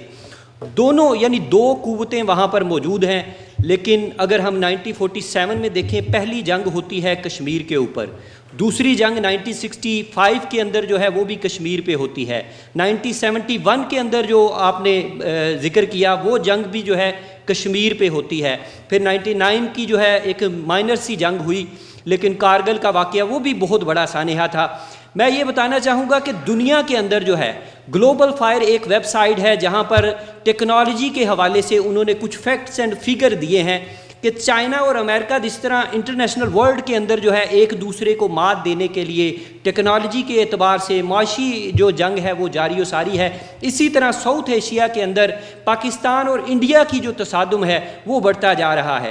یہاں میں تھوڑا سا جو ہے ان کا کمپیریزن جو ہے شارٹ کیونکہ ٹائم ہے میں پیش کرنا چاہوں گا کہ اس گلوبل فائر ویب سائٹ نے جو ہے انڈیا کو وہاں پر 4تھے نمبر پہ مینشن کیا ہے جو طاقتور فوج رکھتی ہے، اور اس کے اندر انہوں نے صنعت کی بھی جو ہے وہ پیمانہ رکھا ہے. کارکردگی کے حوالے سے یعنی پہلی، دوسری اور تیسری دنیا کے ساتھ ان کے تعلقات کیسے ہیں ان کو مد نظر رکھا ہے. 9,19,000 پاکستان کی ٹوٹل فوج ہے، 42 لاکھ جو ہے انڈین فوج ہے. اس کے علاوہ بختر بند گاڑیوں کی بات کریں، توپوں کی بات کریں، ٹیمپوں کی بات کریں، فضائیہ کی بات کریں، تو انڈیا ہر اعتبار سے جو ہے پاکستان سے بہت آگے ہے. ان ہتھیاروں کی اگر بات کریں، ٹیکنالوجی کی بات کریں، بحری بیڑا جو ہے ہتھیاروں کے حوالے سے انڈیا کے پاس موجود ہے، پاکستان کے پاس موجود نہیں ہے. لیکن یہ واحد جہاں آپ نیگیٹیوٹی دیکھتے ہیں جوہری توانائی کے حوالے سے، ایٹمک پاور کے حوالے سے، وہاں پہ ایک پازیٹیو یہ ہے کہ دونوں ملکوں کے پاس یہ ٹیکنالوجی ہونے کے باعث انڈیا تمام تر یعنی پاور ہونے کے بعد 1 یعنی جو ہے 2 ارب جو ہے یہ اس کی نیشن ہے، 20 کروڑ لوگوں سے جو ہے وہ پھر بھی تھریٹن ہے، اس وجہ سے کہ ان کے پاس ٹیکنالوجی موجود ہے، ایٹم موجود ہے. وہ ڈرتے ہوئے جو ہے جنگ نہیں کرتا، لیکن اس کے اثرات جو ہے پوری دنیا کے اندر پھیل رہے ہیں انہی ریجن کی وجہ سے. سری لنکا کے اندر کیا ہوا، مالدیپ کے اندر کیا سچویشن ہے، نیپال کے کیا صورتحال ہے، بنگلہ دیش کا کیا سینیریو ہے، وہاں پر انتہا پسندی اور دہشت گردی کے جو باعث ہیں یہ چیزیں ہیں. لیکن اس کے لیے ایک ہی سلوشن جو ہے وہ پوری دنیا کو ورلڈ لیول پہ United nation human rights council کی ہم بات کریں، یورپین یونین کی بات کریں، جنرل اسمبلی جو ہے یونائٹڈ نیشن کی، امریکہ کی بات کریں، تو وہاں پہ بھی یہی سینیریو جو ہے ڈسکس ہو رہے ہیں کہ دنیا کے اندر جو ہے سب سے اگر خطرناک کوئی جنگ چھڑ سکتی ہے. اور یہ کلنٹن نے جو ہے لاسٹ ٹائم بھی جو ہے اپنے دور کے اندر کہا تھا کہ کشمیر موسٹ ڈینجرس جو ہے یہ پلیس ہے دنیا کے اندر، جہاں پر ابھی تک راؤنڈ اباؤٹ جو ہے 1 لاکھ لوگ جو ہے شہادتیں اور قربانیاں پیش کر چکے ہیں. میرے جتنے بھی یعنی پیش رو مقرر تھے انہوں نے بتایا کہ پلوامہ کے بعد کیا سینیریو ہوا، پھر فضائی حدود کے حوالے سے ایک دوسرے پر تنقید ہوئی. یہ سارا سینیریو اسی وقت جو ہے سارٹ آؤٹ ہوگا جب کشمیریوں کو سیلف ڈٹرمنیشن دیا جائے گا. جیسے نارتھ کوریا کے حوالے سے آپ بات کرتے ہیں کہ جناب اسے ایٹم ٹیکنالوجی نہیں ملنی چاہیے، ایران کی نہیں ملنی چاہیے، اسی طرح آپ کو جو ہے اسرائیل جو ہے سب سے بڑا سپلائر ہے انڈیا کو، جو ایٹم جو ہے ایٹمی قوت یا میزائل جو ہے وہ پرووائڈ کر رہا ہے. ابھی ریسنٹلی اگر آپ سٹڈی کریں تو $70 ملین کا ان کا جو ہے آپس میں ایک معاہدہ ہوا ہے جس کے ذریعے سے وہ زمین سے جو ہے وہ فضا میں مار کرنے والے میزائل جو ہے اسرائیل سے خرید رہا ہے، اور سب سے بڑا سپلائر جو ہے اسلحے کا وہ اسرائیل ہے. تو آپ کو ایک انصاف جو ہے برتنا ہوگا. ہم کسی ملک پہ تنقید نہیں کرتے، دنیا کے اندر جتنی بھی جو ہے بڑی طاقتیں ہیں، برطانیہ ہے، امریکہ ہے، روس ہے، جرمنی ہے، فرانس ہے، ان تمام لوگوں کو جو ہے یہ سلوشن جو ہے اس کی طرف جانا ہوگا. میں اپنا اسی جو ہے اپنی بات ختم کروں گا کیونکہ زیادہ وقت نہیں ہے، ان اشعار کے ساتھ اقبال کے کہ اللہ سے کرے دور تو تعلیم بھی فتنہ، اللہ سے کرے دور تو تعلیم بھی فتنہ، املاک بھی، اولاد بھی، جاگیر بھی فتنہ، ना हक के लिए उठे तो शमशीर भी फितना, शमशीर ही क्या नारा ए तकबीर भी फितना। जज़ाकल्लाह, थैंक यू। ਵਾਹਿਗੁਰੂ ਜੀ ਕਾ ਖਾਲਸਾ ਵਾਹਿਗੁਰੂ ਜੀ ਕੀ ਫਤਿਹ। ਜਿਵੇਂ ਤਕਰੀਬਨ ਮੈਂ ਜ਼ਿਆਦਾ ਡੀਟੇਲ ਦੇ ਵਿੱਚ ਨਹੀਂ ਜਾਣਾ, ਆਪਾਂ ਸਾਰਿਆਂ ਨੇ ਇੱਥੇ ਡਿਸਕਸ਼ਨ ਕੀਤੀ ਆ ਸੈਲਫ ਡਿਟਰਮੀਨੇਸ਼ਨ। ਜਿਹੜਾ ਮੇਨ ਅੱਜ ਦਾ ਫੋਕਲ ਪੁਆਇੰਟ ਰਿਹਾ ਉਹ ਇਹ ਰਿਹਾ ਕਿ ਸੈਲਫ ਡਿਟਰਮੀਨੇਸ਼ਨ ਜਿਹੜੀ ਆ ਉਹ ਸਾਡੇ ਲਈ ਜ਼ਰੂਰੀ ਆ, ਔਰ ਜਿਹੜੇ ਦੁਨੀਆ ਦੇ ਕਾਨੂੰਨ ਨੇ, ਜਿਹੜਾ ਇੰਟਰਨੈਸ਼ਨਲ ਲਾਅ ਆ, ਉਹ ਸਾਨੂੰ ਇਜਾਜ਼ਤ ਦਿੰਦਾ ਆ ਆਪਣਾ ਇਹ ਰਾਈਟ ਟੂ ਸੈਲਫ ਡਿਟਰਮੀਨੇਸ਼ਨ ਜਿਹੜਾ ਆ ਇਹ ਹੱਕ ਐਕਸਰਸਾਈਜ਼ ਕਰਨ ਦਾ। ਤਕਰੀਬਨ ਪੰਜਾਬ ਦੀਆਂ ਜਿੰਨੀਆਂ ਵੀ ਪ੍ਰੋਬਲਮਸ ਨੇ ਉਹ ਅਸੀਂ ਸਾਰਿਆਂ ਨੇ ਡਿਸਕਸ ਕੀਤੀਆਂ। ਸੋ ਜੋ ਉੱਥੇ ਹੋ ਰਿਹਾ ਆ ਉਹ ਵੀ ਸਾਨੂੰ ਪਤਾ ਆ, ਮੈਂ ਜ਼ਿਆਦਾ ਉਹਦੇ ਵਿੱਚ ਨਹੀਂ ਜਾਣਾ ਚਾਹੁੰਦਾ। ਪਰ ਸਾਨੂੰ ਦੇਖਣ ਦੀ ਲੋੜ ਇਹ ਹੈ ਜੇ ਜਿਹੜਾ ਸਾਨੂੰ ਰਾਈਟ ਇੰਟਰਨੈਸ਼ਨਲ ਕਾਨੂੰਨ ਦੇ ਰਿਹਾ ਆ ਸੈਲਫ ਡਿਟਰਮੀਨੇਸ਼ਨ ਦਾ, ਅਸੀਂ ਉਹ ਹਾਸਲ ਕਿੱਦਾਂ ਕਰਨਾ। ਪੁਆਇੰਟ ਤਾਂ ਇਹ ਹੈ, ਪ੍ਰੋਬਲਮ ਸਾਡੇ ਅੱਗੇ ਆ, ਸਾਨੂੰ ਪਤਾ ਆ, ਸਾਡੇ ਕੋਲ ਕਾਨੂੰਨ ਕੀ ਨੇ ਸਾਨੂੰ ਇਹ ਵੀ ਪਤਾ। ਇੰਟਰਨੈਸ਼ਨਲ ਲਾਅ ਸਾਨੂੰ ਇਜਾਜ਼ਤ ਦਿੰਦਾ ਕਿ ਅਸੀਂ ਆਪਣਾ ਰਾਜ ਭਾਗ, ਸਾਡੀ ਕੌਮ ਜਿਹੜੀ ਆ ਇਸ ਦੇ ਕਾਬਲ ਆ, ਔਰ ਅਸੀਂ UN ਦੀਆਂ ਜਿੰਨੀਆਂ ਵੀ ਧਾਰਾਵਾਂ ਆ ਉਹਦੇ ਉੱਤੇ ਖਰੇ ਉਤਰਦੇ ਆ ਕਿ ਸਾਨੂੰ ਆਪਣਾ ਰਾਜ ਰੀਐਸਟੈਬਲਿਸ਼ ਅਸੀਂ ਕਰ ਸਕਦੇ ਹਾਂ, ਔਰ ਉਹ ਕਾਨੂੰਨ ਸਾਡੇ ਲਈ ਖੜਾ ਆ। ਪਰ ਦੇਖਣ ਵਾਲੀ ਹੁਣ ਗੱਲ ਇਹ ਹੈ ਸੈਲਫ ਡਿਟਰਮੀਨੇਸ਼ਨ ਦਾ ਜਿਹੜਾ ਰਾਈਟ ਆ ਉਹ ਐਕਸਰਸਾਈਜ਼ ਕਿੱਦਾਂ ਕਰਨਾ। ਇੱਥੇ ਜਿਹੜੇ ਆਪਣੇ ਬ੍ਰਿਟਿਸ਼ ਨੁਮਾਇੰਦੇ ਵੀ ਆਏ ਸੀ, ਸੋ ਅਸੀਂ ਧੰਨਵਾਦ ਕਰਦੇ ਹਾਂ ਇੱਥੇ ਦੀ ਸਰਕਾਰ ਦਾ ਵੀ, ਜਿਨ੍ਹਾਂ ਨੇ ਸਾਨੂੰ 12 ਤਰੀਕ ਨੂੰ ਪਿਛਲੇ ਸਾਲ ਦੀ ਅਗਸਤ ਦੀ ਲੰਡਨ ਡੈਕਲੇਰੇਸ਼ਨ ਜਿਹੜੀ ਰੈਫਰੈਂਡਮ 2020 ਦੀ ਹੋਈ ਆ ਉਹਦੀ 3 ਇੰਡੀਆ ਨੇ ਡੀਮਾਰਸ਼ੇ ਜਾਰੀ ਕੀਤੇ ਸੀ ਉਸ ਨੂੰ ਰੋਕਣ ਲਈ। ਉਸ ਦੇ ਬਾਵਜੂਦ ਵੀ ਸਾਨੂੰ ਇਹ ਜਿਹੜਾ ਹੱਕ ਆ ਆਪਣੀ ਫਰੀडम ਆਫ ਸਪੀਚ ਦਾ ਉਹ ਇਹਨਾਂ ਨੇ ਦਿੱਤਾ ਆ। ਪਰ ਅਸੀਂ ਆਪਣਾ ਰਾਜ ਭਾਗ, ਆਪਣਾ ਦੇਸ਼ ਬਣਾਉਣਾ ਕਿੱਦਾਂ ਆ, ਗੱਲ ਇਹ ਆ। ਕਾਨੂੰਨ, ਅੰਤਰਰਾਸ਼ਟਰੀ ਕਾਨੂੰਨ ਆ ਡੀਟੇਲ ਆ ਪੂਰੀ। ਸੈਲਫ ਡਿਟਰਮੀਨੇਸ਼ਨ ਦੇ ਜਿਹੜੇ ਸਾਡੇ ਹੱਕ ਵਿੱਚ ਕਾਨੂੰਨ ਨੇ ਉਹ ਸਾਡੇ ਲਈ ਕਿੱਦਾਂ ਸਹਾਈ ਹੋ ਸਕਦੇ ਆ। ਪਰ ਇਹ ਡੀਟੇਲ ਕਿੰਨਾ ਚਿਰ ਟੇਬਲ 'ਤੇ ਰਹੂਗੀ, ਕਿੰਨਾ ਚਿਰ ਅਸੀਂ ਸਿਰਫ ਇਹ ਕਾਨੂੰਨ ਨੂੰ ਡਿਸਕਸ਼ਨ ਕਰਾਂਗੇ, ਇਹ ਕਾਨੂੰਨ ਨੂੰ ਇੰਪਲੀਮੈਂਟ ਕਿੱਦਾਂ ਕਰਨਾ, ਗੱਲ ਇਹ ਹੈ। ਸੋ ਅਸੀਂ ਜਿੰਨੇ ਵੀ ਸਿਕਿਉਰਿਟੀ ਕਾਊਂਸਲ ਦੇ ਮੁਲਕ ਨੇ ਅਸੀਂ ਉਹਨਾਂ ਨਾਲ ਰਾਬਤਾ ਵੀ ਕੀਤਾ, ਉਹਨਾਂ ਨਾਲ ਚਿੱਠੀ ਪੱਤਰ ਵੀ ਕੀਤਾ, ਉਹਨਾਂ ਨੂੰ ਅਸੀਂ ਦੱਸਿਆ ਕਿ ਸਾਨੂੰ ਜਿਹੜਾ ਆ ਆਪਣਾ ਰਾਈਟ ਐਕਸਰਸਾਈਜ਼ ਕਰਨ ਦਾ ਹੱਕ ਹੋਣਾ ਚਾਹੀਦਾ ਆ। ਔਰ ਤੁਸੀਂ ਇਹ ਦਬਾਅ ਬਣਾਓ ਹਿੰਦੁਸਤਾਨ 'ਤੇ ਕਿ ਹਿੰਦੁਸਤਾਨ ਬਾਈਂਡਿੰਗ ਰੈਫਰੈਂਡਮ ਕਰਵਾਵੇ UN ਦੀ ਸੁਪਰਵਿਜ਼ਨ ਦੇ ਵਿੱਚ, ਜਿਸ ਨੂੰ ਕਿ ਹਿੰਦੁਸਤਾਨ ਰੋਕ ਰਿਹਾ। ਅਗਰ ਉਹ ਨਹੀਂ ਕਰਵਾਉਂਦਾ ਤਾਂ ਸਿੱਖਾਂ ਦੇ ਕੋਲ ਹੱਕ ਹੈ ਉਹ ਆਪਣਾ ਨੌਨ ਬਾਈਂਡਿੰਗ ਰੈਫਰੈਂਡਮ ਕਰਵਾ ਸਕਦੇ ਆ। ਕਤਲੋਨੀਆ ਦੇ ਵਿੱਚ ਨੌਨ ਬਾਈਂਡਿੰਗ ਰੈਫਰੈਂਡਮ ਹੋਇਆ, ਕੁਰਦਿਸਤਾਨ ਦੇ ਵਿੱਚ ਨੌਨ ਬਾਈਂਡਿੰਗ ਰੈਫਰੈਂਡਮ ਹੋਇਆ। ਔਰ ਇੱਕ ਗੱਲ ਹੋਰ ਮੈਂ ਇੱਥੇ ਸਪਸ਼ਟ ਕਰਨੀ ਚਾਹੁੰਦਾ ਆ, ਜਿਹੜਾ ਨੌਨ ਬਾਈਂਡਿੰਗ ਰੈਫਰੈਂਡਮ ਹੈ ਇਹ ਭਾਜੀ ਕੋਈ ਸਰਵੇ ਨਹੀਂ, ਇਹ ਕੋਈ ਪਬਲਿਕ ਓਪੀਨੀਅਨ ਨਹੀਂ। ਇਹ ਪਬਲਿਕ ਓਪੀਨੀਅਨ ਤਾਂ ਨਹੀਂ ਕਿਉਂਕਿ international law non binding referendum ਨੂੰ ਰੈਕੋਗਨਾਈਜ਼ ਕਰਦਾ। ਸੋ ਜੇ UN ਦੇ ਵਿੱਚ ਤੁਸੀਂ ਗੱਲ ਕਰਨੀ ਆ ਕਿ ਸਾਨੂੰ ਸੈਲਫ ਡਿਟਰਮੀਨੇਸ਼ਨ ਦੇ ਜਿਹੜੇ ਹੱਕ ਨੇ, ਇਹਦਾ ਜਿਹੜਾ ਕਾਨੂੰਨ ਹੈ ਉਹਦੇ ਆਧਾਰ 'ਤੇ ਅਸੀਂ ਆਪਣਾ ਮੁਲਕ ਬਣਾਉਣਾ ਚਾਹੁੰਦੇ ਹੋ, ਦੱਸੋ ਸਾਡੇ ਕੋਲ ਕਿਹੜੀ ਮੈਂਡੇਟ ਹੈ, ਦੱਸੋ ਸਾਡੇ ਕੋਲ ਕਿਹੜਾ ਤਰੀਕਾ ਆ ਕਿ ਅਸੀਂ UN ਦੇ ਵਿੱਚ ਬਾਕੀ ਕੰਟਰੀਆਂ ਦੇ ਅੱਗੇ ਪ੍ਰੂਵ ਕਰ ਸਕੀਏ ਕਿ ਸਿੱਖ ਆਪਣਾ ਰਾਜ ਭਾਗ ਚਾਹੁੰਦੇ ਨੇ ਜਾਂ ਕਸ਼ਮੀਰੀ ਆਪਣਾ ਰਾਜ ਭਾਗ ਚਾਹੁੰਦੇ ਨੇ। ਕਸ਼ਮੀਰ ਦੇ ਉੱਤੇ ਅੱਜ ਤਾਈਂ ਸਿਕਿਉਰਿਟੀ ਕਾਊਂਸਲ ਨੇ ਗੱਲ ਸਿਰਫ ਤੇ ਸਿਰਫ ਹਿਊਮਨ ਰਾਈਟ ਇਸ਼ੂਜ਼ ਦੇ ਉੱਤੇ ਕੀਤੀ ਆ। ਮੇਰੇ ਵੀਰ ਬੈਠੇ ਨੇ, ਇਹਨਾਂ ਨੂੰ ਪਤਾ ਆ, ਕਦੀ ਵੀ ਇੰਡੀਪੈਂਡੈਂਸ ਦੇ ਉੱਤੇ ਗੱਲ ਨਹੀਂ ਹੋਈ। ਹਮੇਸ਼ਾ ਹੀ ਗੱਲ ਵਾਇਲੇਸ਼ਨ ਆਫ ਹਿਊਮਨ ਰਾਈਟਸ 'ਤੇ ਹੋਈ ਆ, ਕਦੀ ਵੀ ਇੰਡੀਪੈਂਡੈਂਟ ਸਟੇਟ ਕਸ਼ਮੀਰ 'ਤੇ ਗੱਲ ਨਹੀਂ ਹੋਈ। ਸਿਕਿਉਰਿਟੀ ਜੇ ਅੱਜ ਅਸੀਂ 1.5 ਮਿਲੀਅਨ ਕਸ਼ਮੀਰੀ ਤੇ ਸਿੱਖ ਬ੍ਰਿਟਨ ਦੇ ਵਿੱਚ ਰਹਿੰਦੇ ਆ, ਅਸੀਂ ਵੋਟਾਂ ਪਾਉਂਦੇ ਆ, ਅਸੀਂ ਇੱਥੋਂ ਦੀ ਸਰਕਾਰ ਇਲੈਕਟ ਕਰਦੇ ਆ, ਸਾਨੂੰ ਪੂਰਾ ਹੱਕ ਹੈ ਅਸੀਂ ਇਹਨਾਂ ਨੂੰ ਅਪੀਲ ਵੀ ਕਰੀਏ, ਅਸੀਂ ਇਹਨਾਂ ਨੂੰ ਅਰਜ ਕਰੀਏ, ਅਸੀਂ ਇਹਨਾਂ 'ਤੇ ਪ੍ਰੈਸ਼ਰ ਬਿਲਡ ਕਰੀਏ ਕਿ ਤੁਸੀਂ ਜਨੀਵਾ ਕਨਵੈਨਸ਼ਨ ਸਾਈਨ ਕੀਤੀ ਹੈ, ਤੁਸੀਂ ਸਾਨੂੰ ਹਿੰਦੁਸਤਾਨ ਦੇ ਉੱਤੇ ਪ੍ਰੈਸ਼ਰ ਪਾਓ ਕਿ ਉਹ ਸਾਨੂੰ ਰੈਫਰੈਂਡਮ ਕਰਵਾਉਣ ਦੇ, ਜਾਂ ਤਾਂ ਹਿੰਦੁਸਤਾਨ ਯੂਨਾਈਟਿਡ ਨੇਸ਼ਨ ਦੀਆਂ ਧਾਰਾਵਾਂ ਥੱਲੇ ਔਰ ਉਸ ਦੀ ਸੁਪਰਵਿਜ਼ਨ ਦੇ ਥੱਲੇ ਬਾਈਂਡਿੰਗ ਰੈਫਰੈਂਡਮ ਕਰਵਾਏ। ਜੇ ਉਹ ਨਹੀਂ ਕਰਵਾਉਂਦਾ ਸਾਨੂੰ ਪੂਰਾ ਹੱਕ ਹੈ ਨੌਨ ਬਾਈਂਡਿੰਗ ਰੈਫਰੈਂਡਮ ਕਰਵਾਉਣ ਦਾ ਜਿੱਥੇ ਵੀ ਪੰਜਾਬੀ ਵਸਦਾ ਆ ਇੰਟਰਨੈਸ਼ਨਲੀ ਇੰਡੀਜਨਸ ਪੀਪਲ ਜਿਹੜੇ ਆ ਇੰਡੀਜਨਸ ਪੀਪਲ ਵੋਟ ਕਰ ਸਕਦੇ ਆ। ਸੋ ਸਾਨੂੰ ਸਿਕਿਉਰਿਟੀ ਕਾਉਂਸਲ ਦੇ ਵਿੱਚ ਇਹਨਾਂ ਤੇ ਪ੍ਰੈਸ਼ਰ ਪਾਉਣਾ ਚਾਹੀਦਾ ਆ ਕਿ ਸਿਕਿਉਰਿਟੀ ਕਾਉਂਸਲ ਦੇ ਵਿੱਚ ਕੱਲਾ ਹਿਊਮਨ ਰਾਈਟ ਇਸ਼ੂ ਨਹੀਂ, ਇੰਡੀਪੈਂਡੈਂਟ ਸਟੇਟ ਦੀ ਗੱਲ ਹੋਣੀ ਚਾਹੀਦੀ ਹੈ। ਔਰ ਉਹ ਤਾਂ ਹੋ ਸਕਦੀ ਹੈ ਜੇ ਨੌਨ ਬਾਈਂਡਿੰਗ ਰੈਫਰੈਂਡਮ ਜਿਹੜਾ UN ਦੁਆਰਾ ਰੈਕੋਗਨਾਈਜ਼ ਰੈਫਰੈਂਡਮ ਹੈ ਉਹਦੇ ਦੁਆਰਾ ਅਸੀਂ ਮੈਂਡੇਟ ਸਿਕਿਉਰਿਟੀ ਕਾਉਂਸਲ ਦੇ ਵਿੱਚ ਲੈ ਕੇ ਜਾਈਏ।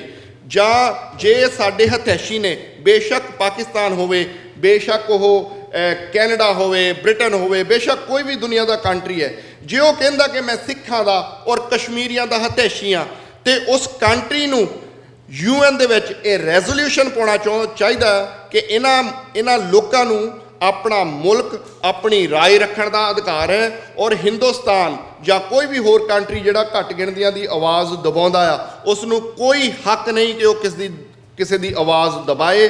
ਔਰ ਉਹਨਾਂ ਨੂੰ ਹੱਕ ਹੈ, ਉਹਨਾਂ ਨੇ ਕਿਸ ਦੇ ਨਾਲ ਰਹਿਣਾ ਚਾਹੁੰਦੇ ਨੇ, ਬੇਸ਼ੱਕ ਉਹ ਕਿਸੇ ਵੀ ਕੰਟਰੀ ਨਾਲ ਰਹਿਣਾ ਪਸੰਦ ਕਰਨ ਜਾਂ ਆਪਣਾ ਇੰਡੀਪੈਂਡੈਂਟ ਕੰਟਰੀ ਹੋਵੇ।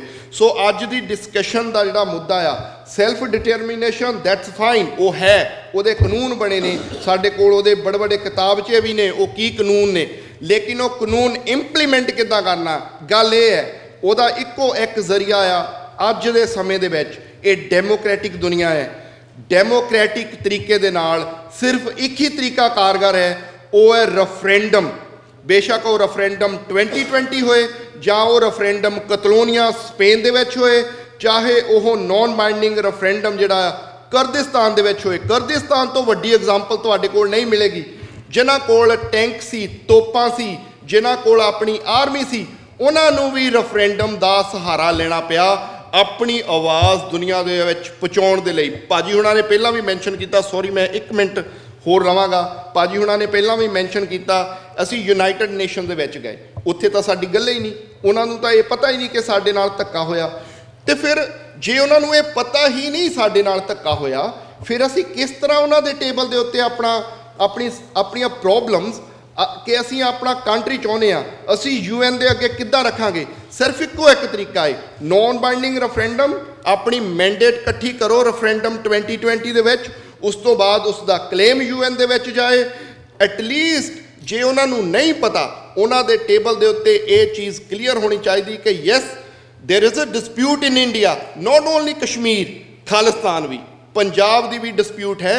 ਔਰ ਉਹ ਪ੍ਰੈਸ਼ਰਾਈਜ਼ ਕਰਨ ਇੰਡੀਆ ਨੂੰ ਕਿ UN ਦੀ ਸੁਪਰਵਿਜ਼ਨ ਦੇ ਵਿੱਚ ਇੱਥੇ ਰੈਫਰੈਂਡਮ ਕਰਵਾਇਆ ਜਾਏ ਔਰ ਇਹਨਾਂ ਲੋਕਾਂ ਨੂੰ ਆਪਣਾ ਕਿਸ ਦੇ ਨਾਲ ਰਹਿਣਾ ਆ, ਆਪਣੀ ਕਿਸਮਤ ਦਾ ਫੈਸਲਾ ਇਹ ਲੋਕ ਕਰਨ। ਸੋ ਪਲੀਜ਼ ਸਾਰਿਆਂ ਨੂੰ ਅਪੀਲ ਹੈ, ਔਰ ਜਿੰਨੇ ਵੀ ਇੱਥੇ ਡੈਲੀਗੇਸ਼ਨ ਤਕਰੀਬਨ ਹੁਣ ਤਾਂ ਸਾਰੇ ਚਲੇ ਗਏ ਨੇ, ਮੈਂ ਉਮੀਦ ਕਰਦਾ ਭਾਜੀ ਹੁਣੀ ਸ਼ਾਇਦ ਉਹਨਾਂ ਨਾਲ ਬਾਅਦ ਵਿੱਚ ਕੋਈ ਚਿੱਠੀ ਪੱਤਰ WSP ਦੇ ਬਿਹਾਫ ਤੇ ਕਰਨਗੇ। ਸੋ ਉਹਨਾਂ ਨੂੰ ਇਹ ਅਰਜ਼ ਕਰੋ ਕਿ ਜਿਹੜਾ ਸਾਡਾ ਰੈਫਰੈਂਡਮ ਹੈ ਨੌਨ ਬਾਈਂਡਿੰਗ ਰੈਫਰੈਂਡਮ, ਇਸ ਨੂੰ ਉਹ UN ਦੇ ਵਿੱਚ ਜਾ ਕੇ ਸਪੋਰਟ ਕਰਨ। ਔਰ ਜਿੰਨੇ ਵੀ ਸਾਡੇ ਸਿੱਖ ਭੈਣ ਭਰਾ ਨੇ, ਸਾਡੇ ਕਸ਼ਮੀਰੀ ਬ੍ਰਦਰ ਨੇ, ਉਹ ਵੀ ਜਿਹੜਾ ਰੈਫਰੈਂਡਮ ਨੂੰ ਸਪੋਰਟ ਕਰਨ, ਤਾਂ ਕਿ ਕੱਲੀ ਹਿਊਮਨ ਰਾਈਟ ਵਾਇਲੇਸ਼ਨ ਦੀ ਗੱਲ ਨਾਲ ਨਹੀਂ ਸਰਨਾ, ਕਿਉਂਕਿ ਹਿਊਮਨ ਰਾਈਟ ਵਾਇਲੇਸ਼ਨ ਕਿਤੇ ਵੀ ਕਦੋਂ ਵੀ ਸਟਾਪ ਕੀਤੀ ਜਾ ਸਕਦੀ ਹੈ। ਉਸ ਤੋਂ ਬਾਅਦ ਕੀ ਫਿਰ ਤੁਹਾਡਾ ਮਸਲਾ ਖਤਮ ਹੋ ਜਾਣਾ ਆਜ਼ਾਦੀ ਦਾ।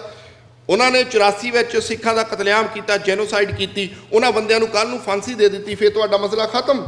ਉਹਨਾਂ ਨੇ ਅਕਾਲ ਤਖਤ 'ਤੇ ਅਟੈਕ ਕੀਤਾ, ਉੱਥੇ ਜਿਹੜਾ ਹਜੇ ਵੀ ਬਰਾੜ ਬੈਠਾ ਹੈ, ਕੱਲ੍ਹ ਨੂੰ ਬਰਾੜ ਦਾ ਟਰਾਇਲ ਚੱਲ ਪੈਂਦਾ, ਬਰਾੜ ਖਤਮ, ਬਰਾੜ ਨੂੰ ਸਜ਼ਾ ਹੋ ਜਾਂਦੀ, ਕੀ ਤੁਹਾਡੀ ਇੰਡੀਪੈਂਡੈਂਸ ਦੀ ਲੜਾਈ ਖਤਮ? ਇਹ ਨਹੀਂ ਖਤਮ ਹੋਣੀ। ਸੋ ਲੜਾਈ ਤੁਹਾਡੀ ਇੰਡੀਪੈਂਡੈਂਸ ਦੀ ਆ। ਹਿਊਮਨ ਰਾਈਟ ਇਸ਼ੂ ਉਹਦੇ ਵਿੱਚ ਇੱਕ ਆਉਣ ਵਾਲਾ ਅਹਿਮ ਪੁਆਇੰਟ ਹੈ। ਸੋ ਇਹ ਗੱਲ ਸਾਨੂੰ ਯਾਦ ਰੱਖਣੀ ਚਾਹੀਦੀ ਹੈ। ਸੈਲਫ ਡਿਟਰਮੀਨੇਸ਼ਨ 'ਤੇ ਜਿੱਥੇ ਅਸੀਂ ਡਿਸਕਸ਼ਨ ਕੀਤੀ ਹੈ, ਉੱਥੇ ਇਹ ਵੀ ਹੋਣਾ ਚਾਹੀਦਾ ਆ ਸੈਲਫ ਡਿਟਰਮੀਨੇਸ਼ਨ ਦੇ ਜਿਹੜੇ ਕਾਨੂੰਨ ਨੇ ਉਹ ਲਾਗੂ ਕਿੱਦਾਂ ਕਰਦੇ ਨੇ। ਉਹਦਾ ਇੱਕੋ ਇੱਕ ਹੱਲ ਹੈ ਇਸ ਸਮੇਂ ਡੈਮੋਕ੍ਰੈਟਿਕ ਦੁਨੀਆ ਦੇ ਵਿੱਚ, ਰੈਫਰੈਂਡਮ ਦੇ ਰਾਹੀਂ। ਨੌਨ ਬਾਈਂਡਿੰਗ ਰੈਫਰੈਂਡਮ ਵੀ UN ਦੇ ਵਿੱਚ ਰੈਕੋਗਨਾਈਜ਼ ਹੈ, ਬਾਈਂਡਿੰਗ ਰੈਫਰੈਂਡਮ ਤਾਂ ਹੈ ਹੀ। ਸੋ ਇਹਨਾਂ ਹੀ ਸ਼ਬਦਾਂ ਨਾਲ ਮੈਂ ਸਾਰਿਆਂ ਦਾ ਧੰਨਵਾਦ ਕਰਦਾ। ਸੋ ਮੈਨੂੰ ਜਿਨ੍ਹਾਂ ਨੇ ਸੁਣਿਆ, ਔਰ ਉਮੀਦ ਕਰਦਾ ਭਾਜੀ ਹੁਣਾਂ ਤੋਂ ਵੀ ਬਈ ਜੇ ਇੱਥੇ ਦੇ ਜਿੰਨੇ ਵੀ ਨੁਮਾਇੰਦੇ ਆਏ ਸੀ, ਜੇ ਉਹਨਾਂ ਨਾਲ ਗੱਲਬਾਤ ਵੀ ਹੁੰਦੀ ਹੈ। ਸੋ ਸੈਲਫ ਡਿਟਰਮੀਨੇਸ਼ਨ ਦੇ ਕਾਨੂੰਨ ਸਾਨੂੰ ਵੀ ਪਤਾ, ਇਹਨਾਂ ਨੂੰ ਵੀ ਪਤਾ, ਜਨੀਵਾ ਕਨਵੈਨਸ਼ਨਸ ਇਹਨਾਂ ਨੇ ਸਾਈਨ ਕੀਤੀਆਂ। ਸੋ ਇਹਨਾਂ ਨੂੰ ਚਾਹੀਦਾ ਕਿ ਜੇ ਸਿੱਖਾਂ ਨੇ 83,000 ਤੋਂ ਵੱਧ ਸੈਕੰਡ ਵਰਲਡ ਵੋਰ ਦੇ ਵਿੱਚ ਇਹਨਾਂ ਕੰਟਰੀਆਂ ਲਈ ਸ਼ਹਾਦਤਾਂ ਦਿੱਤੀਆਂ, ਸਾਡੇ ਫੌਜੀ ਸ਼ਹੀਦ ਹੋ ਗਏ ਯੂਰਪ ਦੇ ਵਿੱਚ, ਇਹਨਾਂ ਦਾ ਵੀ ਫਰਜ਼ ਬਣਦਾ ਕਿ ਸਾਡੀ ਕੌਮ ਦਾ ਜਿਹੜੀ ਇਹ ਦਰਦਨਾਕ ਇਹ ਕਹਾਣੀ ਆ, ਜੋ ਸਾਡਾ ਇਤਿਹਾਸ ਆ, ਇਸ ਦੇ ਬਿਹਾਫ 'ਤੇ ਜੋ ਸਾਡਾ ਪਹਿਲਾ ਰਾਜ ਸੀ ਸਿੱਖ ਰਾਜ, ਉਸ ਨੂੰ ਕਾਇਮ ਕਰਨ ਦੇ ਲਈ ਇਹ UN ਦੇ ਵਿੱਚ ਰੈਜ਼ੋਲੂਸ਼ਨ ਪਾਉਣ। ਮੈਂ ਤਾਂ ਇਹੀ ਸਮਝਾਂਗਾ ਕਿ ਇਹੀ ਇੱਕ ਸੁਹਿਰਦ ਹਮਦਰਦੀ ਹੋਏਗੀ ਸਿੱਖਾਂ ਨਾਲ ਜਾਂ ਕਸ਼ਮੀਰੀਆਂ ਨਾਲ। ਜੇ ਉਹਨਾਂ 'ਤੇ ਜ਼ੁਲਮ ਹੋਇਆ, ਇਕੱਲੀ ਵਾਇਲੇਸ਼ਨ ਦੀ ਗੱਲ ਨਾ ਕਰੋ, ਹਿਊਮਨ ਰਾਈਟਸ ਦੀ ਗੱਲ ਨਾ ਕਰੋ, ਇੰਡੀਪੈਂਡੈਂਸ ਦੀ ਗੱਲ ਕਰੋ। ਵਾਹਿਗੁਰੂ ਜੀ ਕਾ ਖਾਲਸਾ, ਵਾਹਿਗੁਰੂ ਜੀ ਕੀ ਫਤਿਹ। ਜੀ ਵਾਹਿਗੁਰੂ ਜੀ ਕਾ ਖਾਲਸਾ, ਵਾਹਿਗੁਰੂ ਜੀ ਕੀ ਫਤਿਹ। ਟਾਈਮ ਬਹੁਤ ਹੋ ਚੁੱਕਾ। ਡੈਲੀਗੇਸ਼ਨ ਜਿੰਨੇ ਵੀ ਆਏ ਆ ਉਹਨਾਂ ਨੇ ਆਪਣੇ ਵਿਚਾਰ ਬਹੁਤ ਹੀ ਸੋਹਣੇ ਅਤੇ ਸੁਚੱਜੇ ਢੰਗ ਦੇ ਨਾਲ ਦਿੱਤੇ ਆ। ਮੈਂ ਤਾਂ ਸਿਰਫ 1-2 ਮਿੰਟ ਦੇ ਵਿੱਚ 2 ਗੱਲਾਂ ਕਲੀਅਰ ਕਰਨੀਆਂ ਚਾਹੁੰਦਾ ਕਿ ਸਿੱਖ ਨੇਸ਼ਨ, ਸਿੱਖ ਕੌਮ ਨੇ 1984 ਦੇ ਵਿੱਚ 86 ਦੇ ਵਿੱਚ ਸਰਬੱਤ ਖਾਲਸਾ ਬੁਲਾਇਆ ਗਿਆ। 29 ਅਪ੍ਰੈਲ ਨੂੰ ਡਿਕਲੇਅਰ ਕੀਤਾ ਗਿਆ ਕਿ ਸਿੱਖ ਨੇਸ਼ਨ ਜਿਹੜਾ ਉਹ ਆਪਣਾ ਘਰ ਖਾਲਿਸਤਾਨ ਇੰਡੀਪੈਂਡੈਂਟ, ਜਿਹੜਾ ਕਿ ਬਫਰ ਸਟੇਟ ਬਿਟਵੀਨ ਪਾਕਿਸਤਾਨ ਅਤੇ ਹਿੰਦੁਸਤਾਨ ਦੇ ਵਿੱਚ ਹੋਊਗਾ, ਜਿਹਦੇ ਨਾਲ ਸਾਊਥ ਏਸ਼ੀਆ ਨੂੰ ਇੱਕ ਬਹੁਤ ਹੀ ਵੱਡੀ ਸੇਫਟੀ ਮਿਲਦੀ ਆ ਤਾਂ ਕਿ ਇਹ ਕੋਈ ਲੜਾਈ ਨਾ ਹੋ ਸਕੇ। ਇਹਨੂੰ ਲੈਣ ਦਾ ਤਰੀਕਾ ਕੀ ਆ? ਉਹ ਇਹ ਆ ਕਿ ਅਸੀਂ ਜਿਹੜੇ ਬਾਹਰ ਬੈਠੇ ਆ, 7-8 ਮਿਲੀਅਨ ਸਿੱਖ ਬਾਹਰ ਬੈਠਾ, ਜਿਹੜੇ ਅੱਜ ਸਾਡੇ ਨੌਜਵਾਨ ਬਾਹਰ ਬੈਠੇ ਆ, ਜਿਹੜੇ ਅੱਜ ਕੰਪਿਊਟਰ ਸਾਇੰਟਿਸਟ, ਸਾਰੀਆਂ ਗੁੱਡ ਕੁਆਲਿਟੀ ਡਿਸੀਜਨ ਮੇਕਿੰਗ ਦੇ ਵਿੱਚ ਜਿਸ ਵੇਲੇ ਅਸੀਂ ਜਾਵਾਂਗੇ, ਉੱਥੇ ਜਾ ਕੇ ਇਹ ਗੱਲਾਂ ਅਸੀਂ ਰੱਖਾਂਗੇ, ਤਦੇ ਹੀ ਅਸੀਂ ਕਿਸੇ ਗੱਲ 'ਤੇ ਕਾਮਯਾਬ ਹੋਵਾਂਗੇ। ਇੱਕ ਗੱਲ ਜ਼ਰੂਰ ਆਪਾਂ ਨੂੰ ਯਾਦ ਰੱਖਣੀ ਚਾਹੀਦੀ ਆ ਕਿ ਜਿੰਨਾ ਚਿਰ ਅਸੀਂ ਉਹਨਾਂ ਥਾਵਾਂ ਦੇ ਵਿੱਚ ਜਾ ਕੇ, ਪ੍ਰੋਫੈਸਰ ਵੀ ਆ, ਸਾਰੇ ਸਾਡੇ ਕੋਲ ਹੈਗੇ ਆ, ਉੱਥੇ ਜਿੱਥੇ ਡਿਸੀਜਨ ਮੇਕਿੰਗ ਹੁੰਦੀ ਆ, ਚਾਹੇ ਉਹ ਸਰਕਾਰ ਦੇ ਵਿੱਚ ਹੋਵੇ, ਚਾਹੇ ਕਿਸੇ ਇੰਸਟੀਟਿਊਸ਼ਨ ਦੇ ਵਿੱਚ ਹੋਵੇ, ਉਹ ਬਣਾਈ ਜਾਵੇ। ਸੋ ਇਸ ਕਰਕੇ ਸਾਰੀ ਦੁਨੀਆ ਦੇ ਵਿੱਚ ਸਿੱਖ ਇਸ ਵੇਲੇ ਛਾਏ ਆ, ਨਾਲ ਸਾਡੇ ਕਸ਼ਮੀਰੀ ਭਰਾ ਵੀ ਆ, ਸਾਰੇ ਹੋਰ ਵੀ, ਅਤੇ ਕੋਈ ਵੀ ਦੁਨੀਆ 'ਤੇ ਹਿਊਮਨ ਹੈ ਨਹੀਂ ਜਿਹੜਾ ਇਹ ਚਾਹਵੇ ਕਿ ਲੜਾਈ ਹੋਵੇ। ਉਹ ਹਰੇਕ ਬੰਦਾ ਇਹ ਚਾਹੁੰਦਾ ਕਿ ਅਸੀਂ ਪੀਸਫੁਲੀ, ਜਿਹੜਾ ਇਹਨਾਂ ਦਾ ਹੱਕ ਆ ਉਹ ਮਿਲਣਾ ਚਾਹੀਦਾ। ਦੇਖੋ 1947 ਦੇ ਵਿੱਚ ਅਸੀਂ ਪਾਰਟੀਸ਼ਨ ਹੋਏ, ਪਾਰਟੀਸ਼ਨ ਹੋਣ ਦੇ ਨਾਲ ਅਸੀਂ ਇਹ ਕਿਹਾ ਕਿ ਸਿੱਖਾਂ ਨੇ ਇਹ ਕਿਹਾ ਕਿ ਸਾਡਾ ਹੱਕ ਜਿਹੜਾ ਆ ਉਹ ਹਿੰਦੁਸਤਾਨ ਦੇ ਨਾਲ ਆ, ਅਤੇ ਅੱਜ ਅਸੀਂ ਹਿੰਦੁਸਤਾਨ ਤੋਂ ਇਹ ਗੱਲ ਦੱਸਣੀ ਚਾਹੁੰਦੇ ਹਾਂ ਕਿ ਅਸੀਂ ਆਪਣਾ ਹੱਕ ਮੰਗਦੇ ਹਾਂ, ਅਸੀਂ ਭੀਖ ਨਹੀਂ ਮੰਗਦੇ। ਸੋ ਇਸ ਕਰਕੇ ਸਾਨੂੰ ਉਹ ਹੱਕ ਮਿਲਣਾ ਚਾਹੀਦਾ। ਉਹ ਤਦੇ ਹੀ ਮਿਲਣਾ ਆ ਜੇ ਅਸੀਂ ਪੰਜਾਬ ਦੇ ਲੋਕਾਂ ਨੂੰ, ਜੇ ਪੰਜਾਬ ਦੇ ਲੋਕਾਂ ਦਾ ਅਸੀਂ ਦੁੱਖ ਦਰਦ ਵੰਡਾਵਾਂਗੇ ਅਤੇ ਸਾਰੀ ਦੁਨੀਆ ਦੇ ਵਿੱਚ ਇਹ ਦੱਸਾਂਗੇ ਕਿ ਹਾਂ ਸਾਡੇ ਨਾਲ ਆਹ ਵਿਤਕਰੇ ਹੋ ਰਹੇ ਆ, ਆਹ ਸਾਡੇ ਨਾਲ ਅਨਿਆਏ ਹੋ ਰਿਹਾ, ਸਾਡੇ ਨਿਹੱਤੇ ਬੱਚੇ ਮਾਰੇ ਜਾ ਰਹੇ ਆ, ਸਾਨੂੰ ਯਤੀਮ ਕੀਤਾ ਜਾ ਰਿਹਾ। ਜਿੰਨਾ ਚਿਰ ਅਸੀਂ ਇਹ ਸਾਰੀ ਦੁਨੀਆ ਦੇ ਵਿੱਚ ਆਪਣਾ ਦੁੱਖ ਡਿਕਲੇਅਰ ਕਰਕੇ ਨਹੀਂ ਦੱਸਦੇ, ਓਨਾ ਚਿਰ ਸਾਨੂੰ ਆਪਣਾ ਘਰ ਖਾਲਿਸਤਾਨ ਨਹੀਂ ਮਿਲਣਾ। ਮੈਂ ਟਾਈਮ ਨੂੰ ਦੇਖਦੇ ਹੋਏ ਹੋਰ ਵੀ ਗੱਲਾਂ ਕਰ ਸਕਦੇ ਸੀ, ਪਰ ਨਹੀਂ। ਆਓ ਗੱਜ ਕੇ ਫਤਿਹ ਬੁਲਾਈਏ। ਵਾਹਿਗੁਰੂ ਜੀ ਕਾ ਖਾਲਸਾ, ਵਾਹਿਗੁਰੂ ਜੀ ਕੀ ਫਤਿਹ। ਵਾਹਿਗੁਰੂ ਜੀ ਕਾ ਖਾਲਸਾ, ਵਾਹਿਗੁਰੂ ਜੀ ਕੀ ਫਤਿਹ। I mean, this just reminds us on that day when we actually received a letter from Jathedar Jagtar Singh Hawara, where he said that in 2015 there was a resolution passed in Sarbat Khalsa to create the World Sikh Parliment. And 7 and 8 of us decided to work to how to implement this and have a platform like this for every organization who's working for the freedom of our Sikh nation has actually got a platform where they can raise their voice to the international community.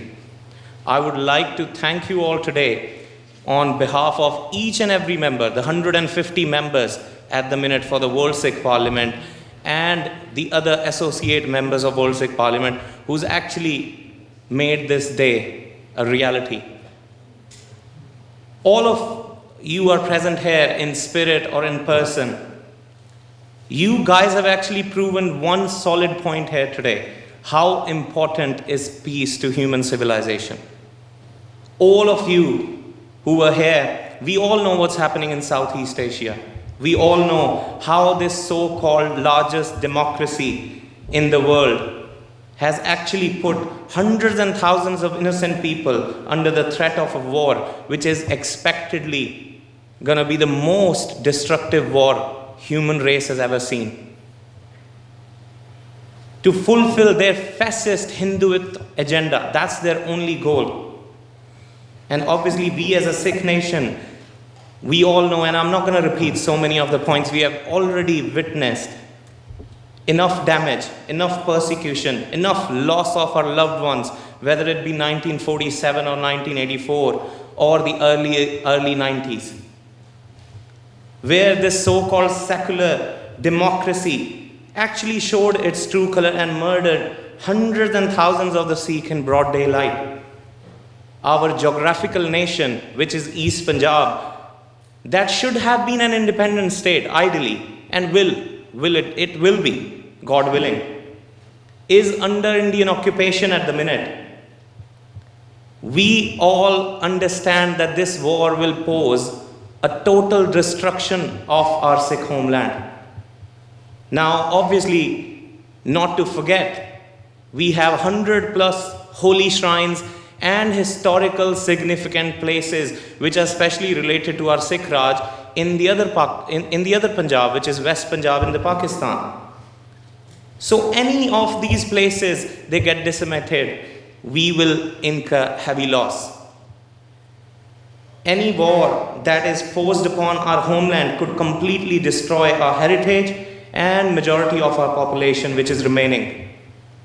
I urge all of you who are here today to unanimously pass this resolution that our community, who has been a successful nation in the past and aspires to be a nation in the future, should be kept out of this war at any cost.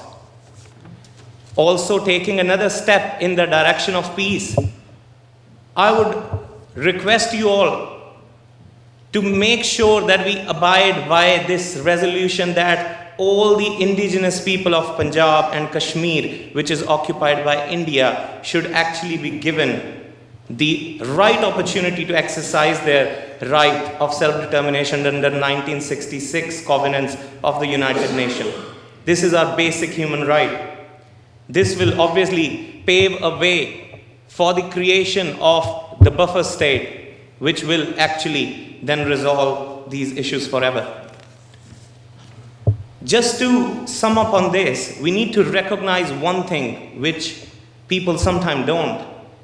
We need to recognize that India is never going to accept and has already raised their reservations for this international covenants, if I'm not wrong.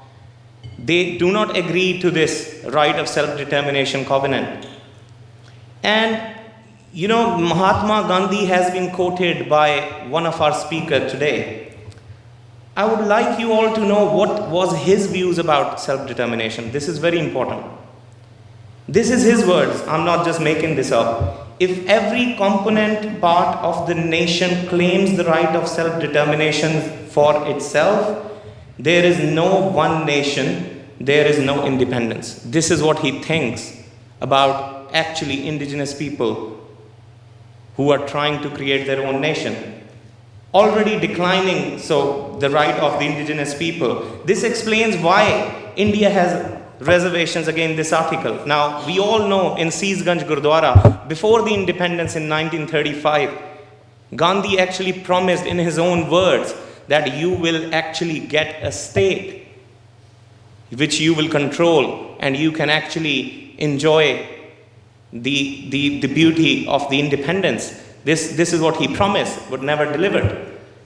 So to sum up this conference, I would definitely like to say who all we are here. You know, we are the ones who care for the peace. We have to work together. We've got no choice in solidarity to achieve what we deserve is to live free in peace. At last, I would like to quote one of my favorite authors. His name is Ralph Waldo. The only person you are destined to become is the person you decide to be. This is what we need to decide. So let's all decide we need to live free, live in peace, and have a nation. Thank you. Vaheguru Ji Ka Khalsa. Vaheguru Ji. I'm going to wrap up now with some draft resolutions. I should say, because of the shortage of time, I haven't been able to share some excellent written contributions that we've had from people who couldn't make it. Salma Yaqub, who is a patron of the Stop the War Coalition. Raina Nazir, founder of the British Kashmiri Women Council. Robin Marsh, who is the Secretary General of the United Peace Federation. Kaleem Hussain, who is a peace activist. A lot of people have contributed to this event. We haven't been able to read. I've got all their written statements here, and I'm happy to share them with anybody who cared to look at them. So, the draft resolutions we've had, which we've circulated amongst a few of us, are as follows. 4 of them. Number 1, this conference calls on the international community, led by the United Nations, to tackle the warmongering voices that are promoting a war between nuclear-armed India and Pakistan, so that it is made clear that war is not an option to resolve the disputes between those states. Such a war risks catastrophic destruction in South Asia, with potentially tens of millions of lives being lost in the region, even in a limited nuclear exchange. Use of nuclear weapons that can annihilate civilian populations constitutes a crime against international law. And those in power must be made aware that they will be held accountable for any such atrocity in South Asia. Secondly, this conference notes that the Sikh nation's homeland in Punjab would be the likely theatre of war, and that it is not a party to the Indo-Pakistan dispute. It is a key stakeholder in peace in the region. Its population and homeland must not be targeted or used to perpetrate a war, which would be completely destructive to the Sikh national interest. The Sikhs must be consulted by all parties to the dispute, so as to ensure that damage to the Sikh populations and holy sites in Punjab, whether in East or West Punjab, is averted. Number 3, this conference calls or urges India, Pakistan and China, as well as the United Nations, to urgently engage with all stakeholders in the disputes that affect the territories along the border between India and Pakistan, to help resolve conflicts peaceably and in accordance with international law. The aspirations of the peoples of Kashmir and Indian-controlled Punjab, where there are ongoing, legitimate self-determination struggles, underpinned by Article 1 of the 1966 International Covenant on Civil and Political Rights, must be respected if there is to be enduring peace in the region. Fourthly and lastly, this conference requests the UK government, as a permanent member, to raise the issues highlighted at this conference in the United Nations Security Council as an urgent priority. It owes a duty to the hundreds of thousands of diaspora Sikhs and Kashmiris living in the UK, all of whom have deep connections with their respective homelands, to prevent war and to seek peaceable conflict resolution in South Asia. As the former colonial power whose chaotic departure resulted in the intractable conflicts still simmering, it also has the moral responsibility to intervene. So, Bole So Nihal. Vaheguru Ji Ka Khalsa, Vaheguru Ji Ki Fateh.